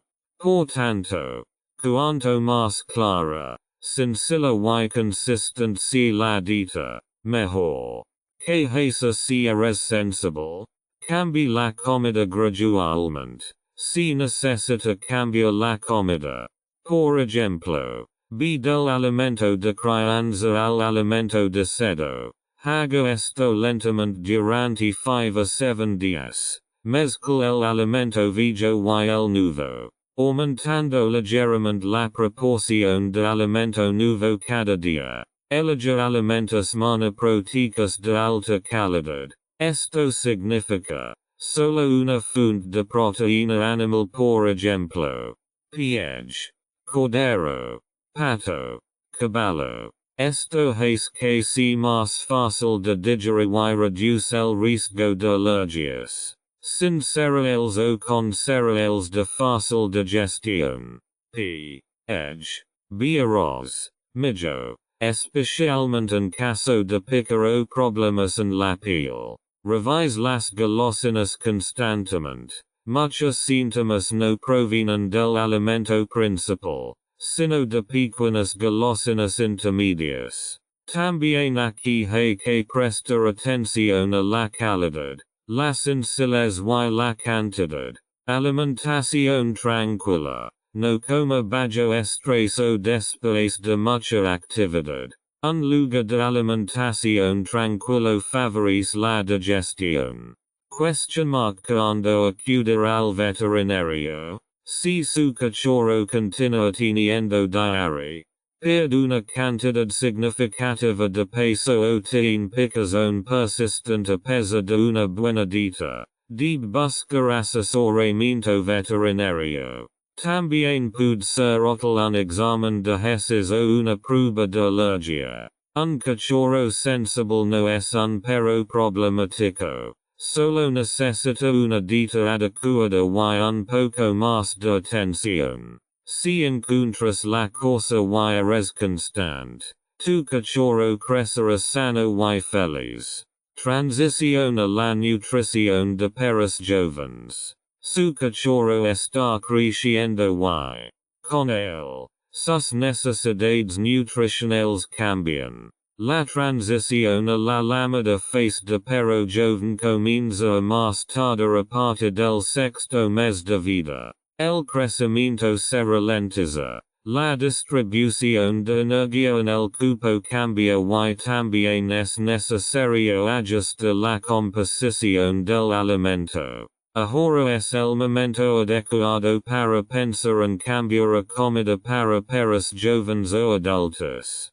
Cuando mi perro deja de ser un cachorro, este límite no es el mismo para todos los perros. Depende de la raza y del tamaño final esperado. Razas pequeñas hasta 10 kg. Aprox 6 meses. Razas medianas. 10-25 kg. Aprox 8-10 meses. Razas grandes. 25-40 kg. Aprox 12 meses. Razas muy grandes. Más de 40 kg. A veces hasta 18 meses. Mientras su perro aún esté creciendo, no debe cambiarlo alimento para adultos demasiado pronto, ya que sus necesidades especiales. Por ejemplo, la relación calcio-fósforo y los requerimientos energéticos siguen existiendo. La transición correcta. Un cambio repentino puede provocar problemas digestivos. Por lo tanto, también debes cambiar gradualmente, a lo largo de unos 7-10 días. Días 1-3. 75% comida para cachorros. 25% comida para perros jóvenes. Días 4-6. 50/50. Días 7-10. 25% comida para cachorros. 75% comida para perros jóvenes. A partir del día 11, solo alimento para perros jóvenes. Observa atentamente su perro durante esta fase. El pelaje, las heces, el comportamiento energético y el peso le darán pista sobre si el nuevo alimento se tolera bien. ¿Qué tiene de diferente la comida para perros jóvenes? Menos calorías por porción. Para evitar la obesidad. Relación calcio-fósforo adaptada. Para huesos y articulations foods. Contenido de proteína más moderado. Para un crecimiento muscular más lento. Suministro de nutrientes a largo plazo. Para la piel. El pelaje y el sistema inmunológico. Dependiendo del fabricante. El alimento para perros jóvenes también está etiquetado como junior o young dog. Busca información como apto a partir de los 6 meses o para perros en fase de crecimiento. La transición no solo se da en el bowl. A medida que su perro cambie su comida, su comportamiento también cambiará. Está probando sus límites. Volviéndose más independiente y necesita más estimulación. Física y mental. La rutina de alimentación también se puede ajustar. Menos comidas. Recompensas más específicas. Nuevas formas de actividad. La transición a la nutrición de un perro joven es un nuevo hito. No el final del desarrollo. Con la estrategia de alimentación adecuada. Puedes guiar de forma segura a tu perro hacia el siguiente capítulo de su vida. Capítulo 5. Bonotecnología a partir de 2025. Entrenamiento inteligente para perros. Rastreadores. Clickers. Applications. El adiestramiento canino del futuro empieza hoy. Con herramientas inteligentes que facilitan tu día a día y te ofrecen un apoyo específico para el adiestramiento. Desde rastreadores de actividad física hasta aplicaciones de entrenamiento y clickers digitales. La tecnología en el sector canino está evolucionando rápidamente y ofrece un verdadero valor añadido si se sabe utilizar de forma sensata. 1. GPS y rastreador de actividad. Los rastreadores de perros modernos son más que simples dispositivos de rastrear. Combinan el seguimiento GPS con perfiles de movimiento, análisis del sueño, objetivos de actividad y, a veces, incluso datos de salud, que pueden hacer seguimiento en vivo de tu perro en tu teléfono inteligente. Advertencia al salir de un área definida. Defense. Podómetro y monitorización de movimiento. Comparación con perros de raza tamaño similar. Detección de la fase de sueño y descanso. Para perros jóvenes y activos. Especialmente cuando corren libremente o cuando no es seguro llamarlos. Los rastreadores como Tractive, Pet Pointer o Fresnap GPS tracker son ayudas útiles.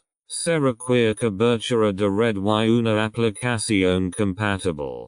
Clickers y marcadores digitales. El clásico clicker ha encontrado su lugar en muchos juegos, y ahora también en formato digital. Las aplicaciones o pequeños dispositivos inteligentes reemplazan el clic físico del dispositivo con sonidos o vibraciones. Ventajas. Se puede integrar en tu teléfono inteligente. Diferentes tonos seleccionables. Se puede combinar con funciones de temporizador o recordatorio. Útil para múltiples cuidados en el hogar. Clicker digital no reemplaza la sincronización y la lógica del entrenamiento. Es una herramienta, no la solución. Si trabaja con refuso positivo, puede ayudar la recompensa de forma más precisa y consistente. 3. Aplicaciones de formación y educación. Las aplicaciones de entrenamiento ofrecen ejercicios estructurados, documentación del progreso y, a menudo, instrucciones en vídeo. Muchas plataformas también ofrecen cursos online o comunicación directa con adiestradores de perros. Ejemplos. Aplicación Puppy. Entrenamiento personalizado para cachorros y perros jóvenes. Aplicación Doggo. Entrenamiento en vídeo y medición del progreso. Dog Training Plus. Diario de entrenamiento digital con sistema de recompensas. Pet Leo. Con recordatorio de vacunación y información de primeros auxilios. Consejo. Busque proveedores con una sólida trayectoria. Por ejemplo, B por veterinarios, entrenadores o expertos en comportamiento. Conclusión. La tecnología no reemplaza tu relación con tu perro, pero puede apoyarla, estructurarla y mejorarla. Si eliges herramientas que se adaptan a ti y a tu rutina diaria, tu entrenamiento será más eficiente y tu perro será mejor comprendido. Inteligente no significa frío, significa específico, bien pensado y amigable con los perros. Alimentadores y cámaras digitales. Quien no lo sabe, la jornada laboral se hace más larga, la rutina diaria cambia y, de repente, el cachorro se encuentra impaciente ante el cunco. En esos momentos, los comedores digitales y las cámaras para mascotas ofrecen un apoyo práctico. Si se utilizan correctamente, te ayudarán a mantener una rutina y acompañar a tu perro incluso a la distancia. Alimentadores digitales ayuda o truco. Los dispensadores de alimentos modernos son mucho más que un simple recipiente con temporizador. Muchos modelos se pueden controlar mediante una aplicación. Tienen cámaras integradas o funciones de sonido y permiten planificar las comidas al minuto o activarlas espontáneamente. Funciones de un vistazo. Alimentación precisa en porciones y en horarios fijos. Control de aplicación sobre la marca. Grabación de voz o sonido en vivo para más tranquilidad. Notificación cuando se entrega comida. Comprueba el nivel de llenado mediante la aplicación. Beneficios para la vida cotidiana. Alimentación constante con horarios diarios irregulares. Apoyo con el entrenamiento para permanecer solo. Útil para intervalos de alimentación medicamente necesarios. P. Edge. B. Para problemas de estómago. Important. Un comedero no reemplaza tu presencia ni tu vínculo. Es un apoyo, no un reemplazo. Cámaras para mascotas. Vigila a tu perro. Y así por seguridad. Para controlar a tu perro cuando está solo o simplemente para tranquilizarlo. Las cámaras para mascotas te permiten conocer el comportamiento de tu perro cuando no estás en casa, especialmente en el caso de perros jóvenes. Se puede saber si el perro está relajado o estresado, si está durmiendo, ladrando o mordiendo los muebles. Funciones típicas. Cámara HD con gran angular. Transmisión en vivo a través de la aplicación. Detección de movimiento y alarma de actividad. Audio bidireccional. Puedes hablar con tu perro. Algunas incluso tienen acción de golosinas o visión nocturna. Marcas como Furbo, Pet Cubo Reoling Pet Cam ofrece diferentes modelos para principiantes y entusiastas de la tecnología. Cuando tienen sentido estos dispositivos? Para perros con problemas de separación para seguimiento y grabación. Para revisar el entrenamiento para cuidados solo. Para profesionales con horarios irregulares. Para cachorros que ya pueden cuidar solos pero necesitan ser observados. Pero ten cuidado. La tecnología solo puede ayudar, no educar. Usalo para aprender, mejorar y actuar de forma más segura, no para dejar al perro solo. La combinación de tecnología inteligente y una aplicación sensata puede ayudarlo a comprender mejor a su perro y relajar su vida cotidiana, sin reemplazar la relación real. Seguimiento GPS para mer seguridad. La pesadilla de muchas dunas de perros. El perro sale corriendo de repente. Asustado por un golpe. Distraído por un ciervo o porque alguien dejó abierta accidentalmente la puerta del jardín. En momentos como estos cada segundo cuenta. Los rastreadores GPS para perros ofrecen una solución simple pero efectiva precisamente para estas situaciones. Usted sabe dónde está su perro en todo momento. ¿Cómo funciona un rastreador GPS? Rastreador GPS para perros se conecta al collar o arnés y envía datos de ubicación en vivo a una aplicación de teléfono inteligente. Dependiendo del modelo, la conexión se realiza a través de red móvil o WLAN.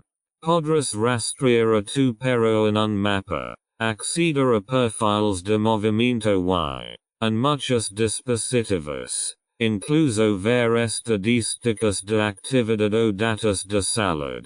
Funciones típicas. Seguimiento en vivo en tiempo real. A menudo con actualizaciones de posición cada 2 a 5 segundos. Giavala. Área de seguridad virtual. Recibirás una alerta cuando tu perro abandona un área determinada.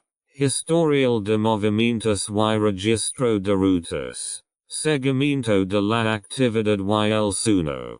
Comparte la ubicación con otros cuidadores. Beneficios para la vida cotidiana. Mer seguridad al correr en libertad. Especialmente para perros jóvenes o motivados por la casa. Tranquilidad para usted como propietario. Siempre sabrá dónde está su perro. Útil cuando viajes de vacaciones, en zonas desconocidas o en un hotel. Útil para perros mayores o ancianos que pueden esconderse cuando entran en pánico. Que debes tener en cuenta al comprar. Duración de la batería. Los buenos dispositivos duran varios días. A veces incluso más de una semana. Tamaño y peso. El rastreador debe ser ligero y robusto. También adecuado para perros pequeños. Funcionalidad y usabilidad de la aplicación. Una aplicación intuitiva marca la diferencia. Protección de datos y costes de suscripción. Muchos rastreadores requieren una suscripción mensual. compare precious y conditions del contrato, verifica la cobertura de la red, los rastreadores con SIM requieren una red móvil estable, 4G/5G. Popular modelers. A partir de 2025, Tractive GPS Dog 5 Wienek Dogs 2 Rastrada GPS Fresnapf. Kipivo. ¿Y qué pasa con los AirTags? Los Apple AirTags o rastreadores Bluetooth similares no son una alternativa real. No ofrecen un seguimiento confiable a largas distancias y solo son útiles si su perro, por ejemplo, está escondido en la casa o el jardín. No son adecuadas para ruta libre. Rastrada GPS no reemplaza una correa ni el entrenamiento, pero le brinda a usted y a su perro un nivel adicional de seguridad y libertad. Este es un extra valioso, especialmente durante la etapa de cachorro. Juguetes inteligentes útiles o solo un truco. Los juguetes son parte de la etapa de cachorro tanto como las golosinas y las caricias. Hoy en día no solo existen pelotas y juguetes chirriantes, sino también una nueva generación de juguetes inteligentes para perros, interactivos, controlados por aplicaciones, con función de aprendizaje o recompensa automática. Pero son estos productos realmente útiles o son solo trucos costosos? ¿Qué son los juguetes inteligentes para perros? Los juguetes inteligentes suelen estar controlados electrónicamente o reaccionan automáticamente al perro. Algunos productos funcionan con sensores de movimiento, sonidos o funciones de recompensa integrados. Algunos ejemplos son bolas o robots autopropulsados que ruedan de forma impredecible por el espacio, juguetes dispensadores de comida que dispensan golosinas al tacto, juguetes controlados por aplicación donde tú mismo controlas los patrones de movimiento. Juguetes educativos con reconocimiento de voz o botones que el perro puede activar. Ventajas de los ayudantes inteligentes. Estimulación mental. Estos juguetes pueden ser un gran desafío, especialmente para perros inteligentes o poco desafiados. Trabajo autónomo. Útil para periodos cortos de tiempo a solas o cuando no puedes jugar inmediatamente. Recompensa específica. Se puede combinar con el entrenamiento o la alimentación, promoviendo la curiosidad y la creatividad. Algunos productos incluso pueden combinarse con alimentadores automáticos o cámaras. Por ejemplo, Edge. Para un mini jugo de olfateo a distancia. Pero, no todos los juguetes son adecuados para todos los perros. Los cachorros a menudo reaccionan con escepticismo ante movimientos o ruidos nuevos y incontrolables. Al principio, un juguete parecido a un robot puede resultar aterrador.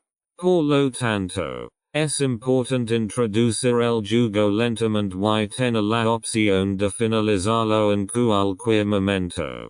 El uso excesivo de estímulos luz, sonido, movimiento, también puede provocar estrés, lo que debería tener un efecto relajante se vuelve contraproducente. ¿A que debes prestar atención? Robustes. Muchos productos no son resistentes a las mordeduras, por lo que no son adecuados para cachorros. Fuente de alimentación y tiempos de carga. Se prefiere carga USB. Las baterías a menudo son poco prácticas. Seguridad. Sin piezas pequeñas sueltas. Sin bordes afilados. Sin rudas futs. Observación. Los juguetes inteligentes nunca deben usar sin supervisión. especialmente con peros jovens. Conclusión tiene sentido, sí. Con cuidado. Los juguetes inteligentes son un buen complemento, pero no sustituyen el efecto real, el juego competido o el entrenamiento. Pueden ser útiles, especialmente si se utilizan de forma específica y si tu perro tiene el carácter adecuado. Para algunos, son simplemente emocionantes. Para otros, superfluo. Tecnología y relaciones, que sigue siendo humano, vivimos en un mundo conectado. La tecnología también ha ligado hace tiempo al mundo de los perros. GPS, aplications, máquinas, cámaras, todo puede ayudar a que la vida con un perro sea más fácil, más segura y más estructurada. Pero con todas estas innovations, hay una pregunta que no debe pasar por alto que define realmente la relación entre humanos y perros y que sigue siendo analógico, la tecnología como apoyo, no como sustituto. El mayor peligro de las herramientas modernas no es su uso, sino su mal uso. Cuando empezamos a confundir dispositivos con responsabilidad, o creemos que una aplicación puede observar, sentir y reaccionar por nosotros. La tecnología puede documentar el progreso del entrenamiento, pero no reemplaza tu intuición. Ella puede lanzar golosinas, pero no sus elogios genuinos. Tu perro no se orienta por las pantallas o el Wi-Fi, sino por ti. Por tu voz, tu mirada, tu lenguaje corporal. Las relaciones se crean a través de la presencia real, no a través del control remoto. ¿Qué permanece real? Tu tono de voz al llamar a tu cachorro. Tu sonrisa cuando haces algo bien por primera vez. Tu mano que lo calma cuando está inseguro. Los paseos juntos, donde ningún dispositivo está en funcionamiento. Solo ustedes dos. Tu paciencia en los días malos. Tu orgullo en los buenos. Ningún algoritmo puede reemplazar estos momentos. Son la esencia de vuestro vínculo. Utiliza la tecnología con sentimiento. El objetivo no es prescindir de la tecnología, sino utilizarla con moderación, propósito y atención plena. Un rastro de puede ayudar, un diario de entrenamiento puede motivar, una cámara puede informar. Pero la decisión sobre cómo guiar a tu perro, cómo reaccionar, cuando elogiarlo o corregirlo, eso es solo tuyo. Y eso es lo que te convierte en un verdadero adiestrador de perros, no tu equipo. Conclusión. Al final, lo que importa no es lo inteligente que sea tu casa, sino lo conectado que estés con tu perro. La tecnología puede ayudarnos de muchas cosas, pero el amor, la confianza, la constancia y la verdadera conexión, está siguen siendo cosas que ningún dispositivo del mundo puede ofrecer. Y es exactamente por eso. Persevera. Mira a esta rally. Tu perro no necesita más, pero tampoco menos. 20 deliciosas recetas para cachorros para el día a día. Comida hamida casera para cachorros. 7 recetas. Gachos de pollo. Arroz y zanahoria. Pechuga de pollo. Cocida hasta que esté blanda. Arroz. Bien cocido. Zanahoria. Finamente rallada o hervida. Haga puré o pique finamente todo. Serva tibio. Mezcla de cordero. Patatas y calabaquín. Freír el cordero picado sin condimento. Patatas hervidas. Calabaquín finamente cocido al vapor. Anada un poco de aceite de salmón o aceite de linaza. Guiso de pavo con batata y manzana. Corta la pechuga de pavo en trozos pequeños y cocina. Cocina la batata en cubos. Cocina 2-3 trozos de manzana pelada. Espesa con copas de avena. Gachas de carne de res. Calabaza y mijo. Carne molida magra cocida. Mijo cocido hasta que esté blando. Calabaza. Edge. Bihacado. Al vapor. Un poco de aceite de coco para la digestión. Harina de pescado. Arroz y verduras. Pescado blanco. Edge. Bacalao. Sin espinas. Cocina el arroz hasta que esté blando. Escald el brócoli o las judías verdes mezcla bien y serva tibio. Mezcla de quark. Avena y zanahoria 2 cucharadas de quark bajo en grasa 1 cucharada de copas de avena finas. Zanahoria rallada 1 cucharadita de aceite de linaza o canamo.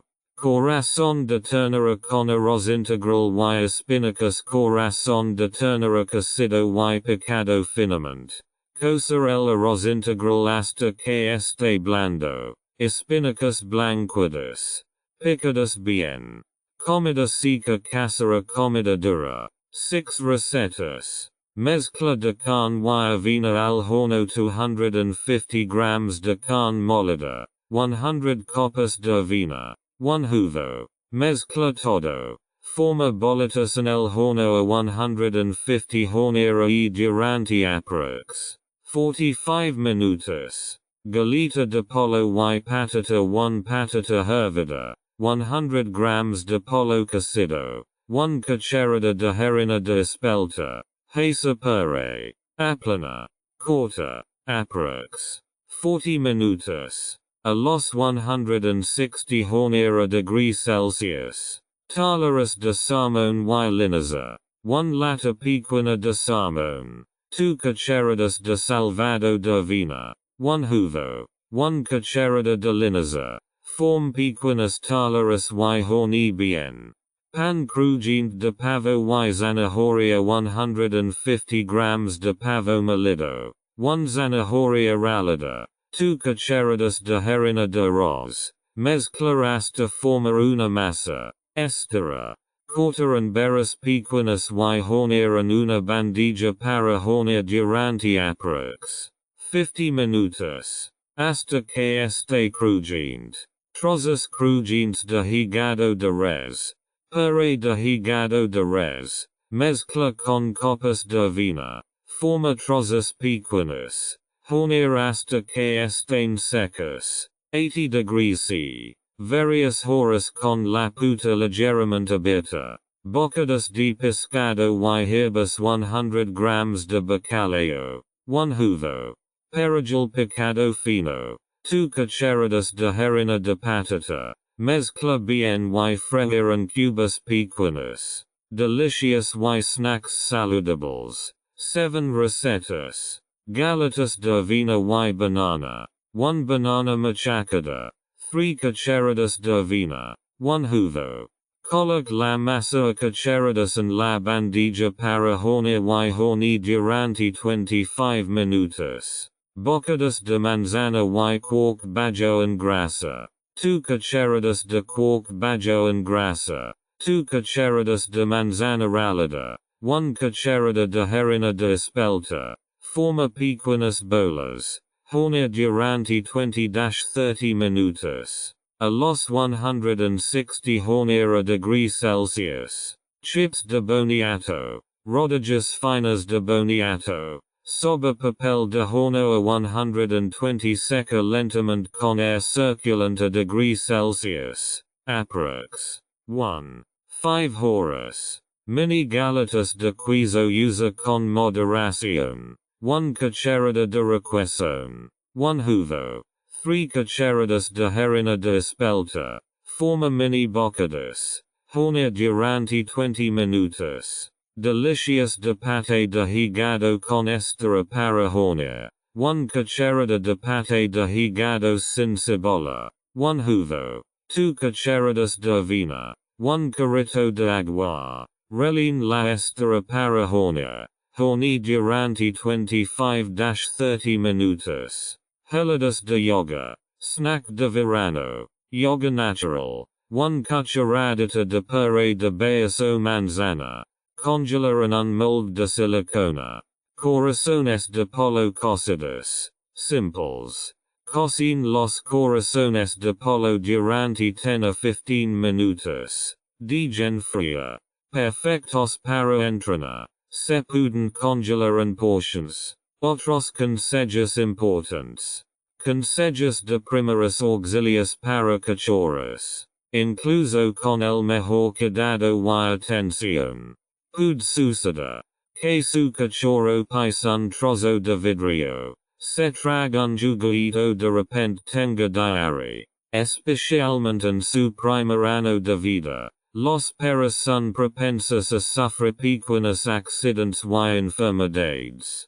Por eso es bueno saber que hacer en caso de emergencia y, más importante aún, que no hacer. Reglas generales en caso de emergencia. Mantén la calma. Tu cachorro detecta inmediatamente tu estado de ánimo. El pánico es contagioso. Asegura la ubicación. Elimina fuentes de peligro p. B. Electricidad.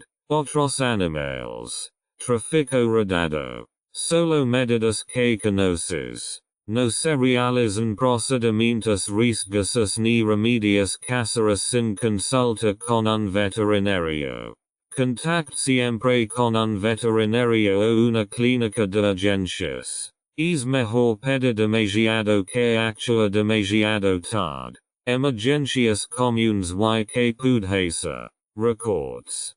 Sangra mucho. Aplique una venda de presión con un pano limpio. Enjuague las heridas pequeñas con agua tibia. Heridas abiertas sin curita. Simplemente quebralo con cuidado y consulta un veterinario. Fiebre hipotermia.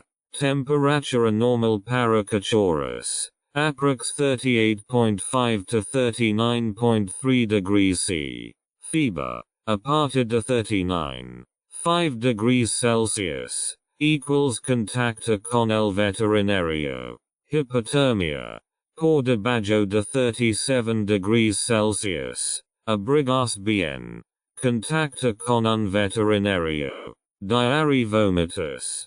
Único. A menudo no presenta problemas. Se observa durante 12 a 24 horas y se ofrece agua. Multiples. Con sangre o con vómitus? Vea al veterinario inmediatamente. Atención en caso de deshidratación. Prueba de inquietus. Pálidas y secas equals emergencia. Picaduras de insectos o hinchazón. Enfría con un pano húmedo. Hinchazón de boca o garganta equals emergencia por riesgo de asfixia. No utiliza antihistamínicos humanos sin consultar a un veterinario. Envenenamiento. PHB chocolate. Medicamentos. Productos de limpieza. No fuses nada. No induzca el vómito sin consejo veterinario. Conservar el embalaje ingredients. Comuniquez con un veterinario o un centro de control de intoxicaciones inmediatamente. Esto pertenece al botiquín. Equipo básico. Termómetro para la fiebre. Desinfectant para heridas. Sin alcohol. Material de vendage. Gasa. Vendas de gasa. Venda elástica. Pinzas para garrapatas. Pinzas. Guantes desechables. Números de emergencia. Veterinario. Clínica. Centro de control de intoxicaciones. Consejo. Curso de primeros auxilios para dueños de perros. Muchas escuelas caninas y veterinarias ofrecen cursos prácticos y tranquilos. si sabes como ayudar en caso de emergencia. Protegerás a tu perro y ganarás seguridad para ti mismo. Listas de verificación para cada etapa de la vida. Las listas de verificación no son solo para los amantes de las listas. Ayudan a realizar un seguimiento. Establece prioridades y no olvidar nada importante. Especialmente en el turbulento primer año con tu perro. Es tranquilizador tener portas claras a seguir. Aquí encontrará listas de verificación compactas para las etapas más importantes de la vida de su cachorro. Desde su llegada hasta la transición al periodo de perro joven. Antes de mudar. Que debes preparar. Lugar para dormir manta. Cesta.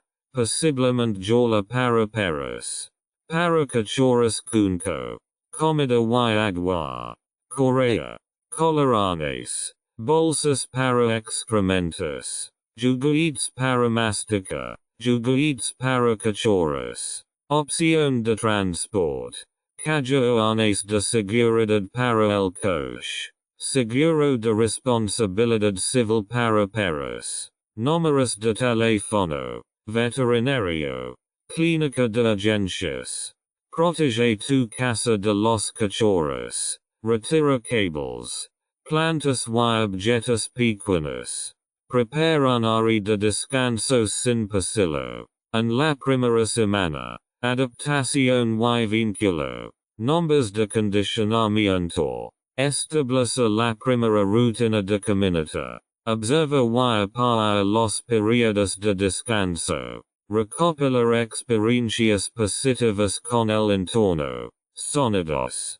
Primeros pequeños ejercicios. Atención. Siented. No. Estructuración de los horarios de alimentación y entrenamiento en casa. Concierge una cita con un veterinario para un examen inicial. A las 12-16 semanas. Entrenamiento básico y socialización. Visita el grupo de cachorros. Permitir encuentros con perros amigables. Práctica de recuperación. Guía de inicio con correa. Entrena constantemente la inhibición de la mordida. Ampliar el entrenamiento de descanso. Primeros pasos sin sobrecarga sensorial. Haga que las visitas al veterinario sean positivas. Del 5 al 6 mes. Transición a perro joven. Cambia la ración de alimento para perros jóvenes. Reforzar el entrenamiento con distracción. Sigue aumentando la soledad.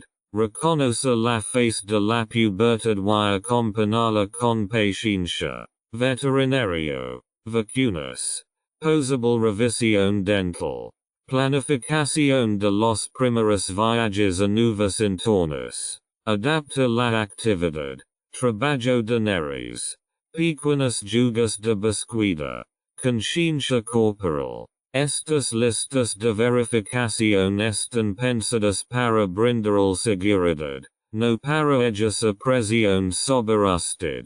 Cada perro se desarrolla a su propio ritmo. No es un problema si un punto toma un poco más de tiempo. Lo importante es que perseveres. Observes y guíes con amor. Calendario de vacunación y visitas al veterinario. La salud es la base para una vida larga y feliz para el perro. Y comienza con un plan sólido de vacunación y atención preventiva. Especialmente durante la etapa de cachorro. El sistema inmunológico aún está desarrollándose. Por lo que las visitas regulares al veterinario y las vacunas son esenciales. No solo protegen a tu perro, sino también a otros animales y personas. ¿Por qué son importantes las vacunas? Los cachorros están inicialmente protegidos por los anticuerpos de su madre. Sin embargo, esta llamada inmunidad protectora del nido disminuye, dependiendo del perro, incluso a partir de la octava semana de vida. Después de esto, su cachorro necesitará inmunización activa, es decir, vacunas que preparan específicamente su cuerpo para los patógenos. Solo un perro completamente vacunado está protegido contra enfermedades peligrosas como el parvovirus o el maculo, enfermedades que a menudo son mortales, especialmente en animales jóvenes. Plan de vacunación estándar, Alemania, a partir de 2025. Su cachorro generalmente recibirá su primera vacuna alrededor de las 8 semanas de edad.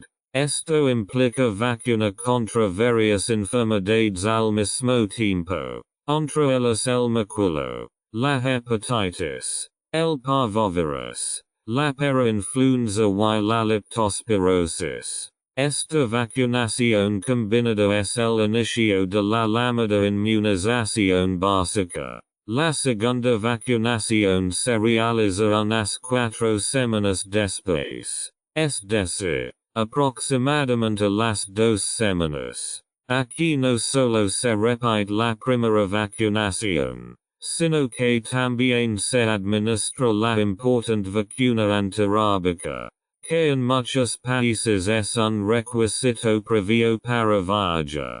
Para el adiestramiento del perro o para el seguro. A las 16 semanas, la tercera vacunación completa la inmunización básica. Generalmente, esto significa que su cachorro está completamente protegido, al menos durante los próximos meses. Aproximadamente un año después de la última vacunación del cachorro. Es necesario el primer refuerzo importante. Esta vacuna de refuerzo es especialmente importante porque garantiza una protección a largo plazo para su perro. A partir de ese momento, el intervalo de vacunación posterior dependerá de la vacuna utilizada. Algunas componentes necesitan ser reemplazadas anualmente. Otros solo cada 2 o 3 años. Su veterinario la aconsejará individualmente, dependiendo de la región o del entorno en el que viva su perro. También pueden ser útiles vacunas adicionales. Por ejemplo contra la enfermedad de Lyme, la tos de las perras o la leishmaniasis cuando viaje al extranjero. Habla con tu veterinario sobre esto a tiempo, especialmente si estás planeando unas vacaciones con tu perro. Más citas veterinarias durante el primer año. Examen inicial después de la mudanza. Estado general. Corazón. Dientes. Peso. Verificación del microchip.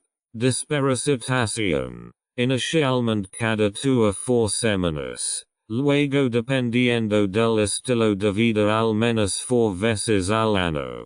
Protección contra pulgas y garrapatas. Especialmente a partir de la primavera. Lo mejor es consulta con el veterinario. Control del cambio de dientes. Aprox. 4 a 6 meses. Comproba si hay retención o desalinización. Consejos de castración. Si está planificada, no es prematura. Considera individualmente. Consejos para una visita al veterinario relajada. Práctica temprano. De la pata. Abre la boca. Siente el cupo. Así es como tu cachorro se acostumbra al tacto. Visita sin tratamiento. Simplemente aquellos. Pisa su perro y dele golosinas. Esto crea una conexión positiva. Irradia calma. Si tú estás tranquilo, tu perro sul está tranquilo también. Recibe una recompensa. Después de la visita. Puede celebrar. Jugas. Elogios. Golosinas. Las visitas al veterinario no solo son importantes desde el punto de vista médico, también forman parte del proceso de generar confianza. Si tu perro lo vive con normalidad, tranquilidad y positividad, cada revisión será más fácil. Para él y para ti. Imprescindibles para los dueños de cachorros. Los estantes de las tiendas de mascotas y las tiendas online están llenas hasta los topes. Pero que necesitas realmente cuando un cachorro se muda contigo. Esta lista te ayudará a tener en cuenta lo importante. Práctico. Sensato y sin excesos. A menudo. Menos es más. Siempre que sea lo correcto. Para el lugar de descanso. Cesta o cama para perros. Preferiblemente con funda lavable. Manta o almohada para olores familiares. También para levar contigo. Jaula para perros. Optional. Como lugar de retiro y ayuda cuando se cuida solo. Para comida y agua. Dos cuencas. Antideslizantes y fáciles de limpiar. P. Edge. B. Acero inoxidable o cerámica. Contenedor de alimento. Se puede almacenar hermético y seco. Bolsa de golosinas o bolsa de comida. Para entrenamiento y paseos. Para paseos y entrenamiento. Correa 2 metros. Longitud ajustable o fija. Sin flexibilidad en la fase inicial. Cable de remolque. 5-10 m. Para el entrenamiento de recuperación en carrera libre. Coloro arnés. Bien ajustado. Acolchado suave. Bolsas para excrementos. Se prefieren las versiones biodegradables. Reflector o luz para paseos oscuros. Para actividades y juegos. Juguetes para cachorros a prueba de mordeduras. Por ejemplo edge. Hecho de corcho natural o tela robusta. Juguetes para masticar raíces para masticar. Para cama y queda los dientes. Juguetes de inteligencia. Edge. Beta pete para oler o bola de comida. Elige según la edad. Intercambio juguetes. Para ejercicios de entrenamiento como dar o intercambio. Para el cuidado y la higiene. Champa para perros. Suave y apto para cachorros. Cepilopin. Según el tipo de pelage. Pinzas para garrapatas o gancho para garrapatas. Tolas. Solo para el perro. Almohadillas sanitarias para cachorros. Solo para emergencias. No como solución permanente. Por seguridad y salud. Botiquín de primeros auxilios. Certificado de vacunación y cartilla sanitaria. Comprobación del microchip. A través del veterinario. Seguros. Seguro de responsabilidad civil para perros. Obligatorio en muchas regiones. Posiblemente seguro quirúrgico o de salud. Optional y útil. Aplicación de entrenamiento o diario para cachorros. Rastro de GPS apto para ruta libre. Cámara o monitoria de cachorros. Por ejemplo cuando se cuida solo. Puedes ir añadiendo muchas cosas poco a poco. No es necesario que todo esté ahí de inmediato. Centra la atención en la calidad sobre la cantidad y adapta el equipamiento a tu rutina diaria y a las necesidades de tu perro. Consejos de lectura y recursos en línea. El camino hacia una tenencia responsable de un perro no termina en la última página de este libro. Al contrario, ahora comienza la vida cotidiana. El aprendizaje y el crecimiento. Para usted y su perro. Por eso aquí encontrarás una selección de libros. Sitius web y herramientas recomendadas que pueden ayudar aún más. No es necesario que leas todo, pero gran parte del texto puede ayudar a encontrar tus propias respuestas. www.planet-hund.de Diversos artículos sobre adiestramiento, cuidados, salud, comportamiento y derecho, bien investigados. www.dogs-magazine.de Plataforma de revistas con artículos especializados actuales, pruebas de productos y entrevistas del mundo canino. www.pupi.app Una aplicación profesional específica para el entrenamiento de cachorros, que incluye ejercicios, vídeos y progreso de aprendizaje personalizado. www.hosteregister.de Taso, servicio gratuito para registrar a su perro, importante en caso de que se escape. Canales de YouTube a partir de 2025. El profesional canino Martin Rutter adiestramiento canino doco positive dogs. Videos de adiestramiento con corazón y mente. Consejo. Cuando se trata de contenido en las redes sociales, preste siempre atención a las cualificaciones profesionales y al manejo no violento. Food no significa automáticamente correcto. Tu camino personal. Al final, el mejor recurso sigue siendo tu propia visión de tu perro. Observa, reflexiona, pregunta y pide consejo si no estás seguro. Nadie tiene que ser perfecto, pero mantenerse informado, de mente abierta y dispuesto a aprender lo convertirá en un gran amante de los perros. Al cerrar este libro, no le deseo usted ni a su perro la perfección, sino muchos éxitos compartidos, conocimientos valiosos y una verdadera conexión. Gracias por permitirme acompañar en este viaje. Rights and Ownership Notice. This audiobook is published and distributed by Testberichtdienste LLC. All copyrights, publishing rights, distribution rights, audio rights, and related intellectual property rights for this work have been lawfully and exclusively acquired by Testberichtdienste LLC. Testberichtdienste LLC is the sole and unrestricted rights holder of this audiobook, including the right to reproduce, distribute, publish, monetize, and publicly perform the content on digital platforms such as YouTube. The original manuscript files, source documents, and contractual acquisition records serve as proof of lawful ownership.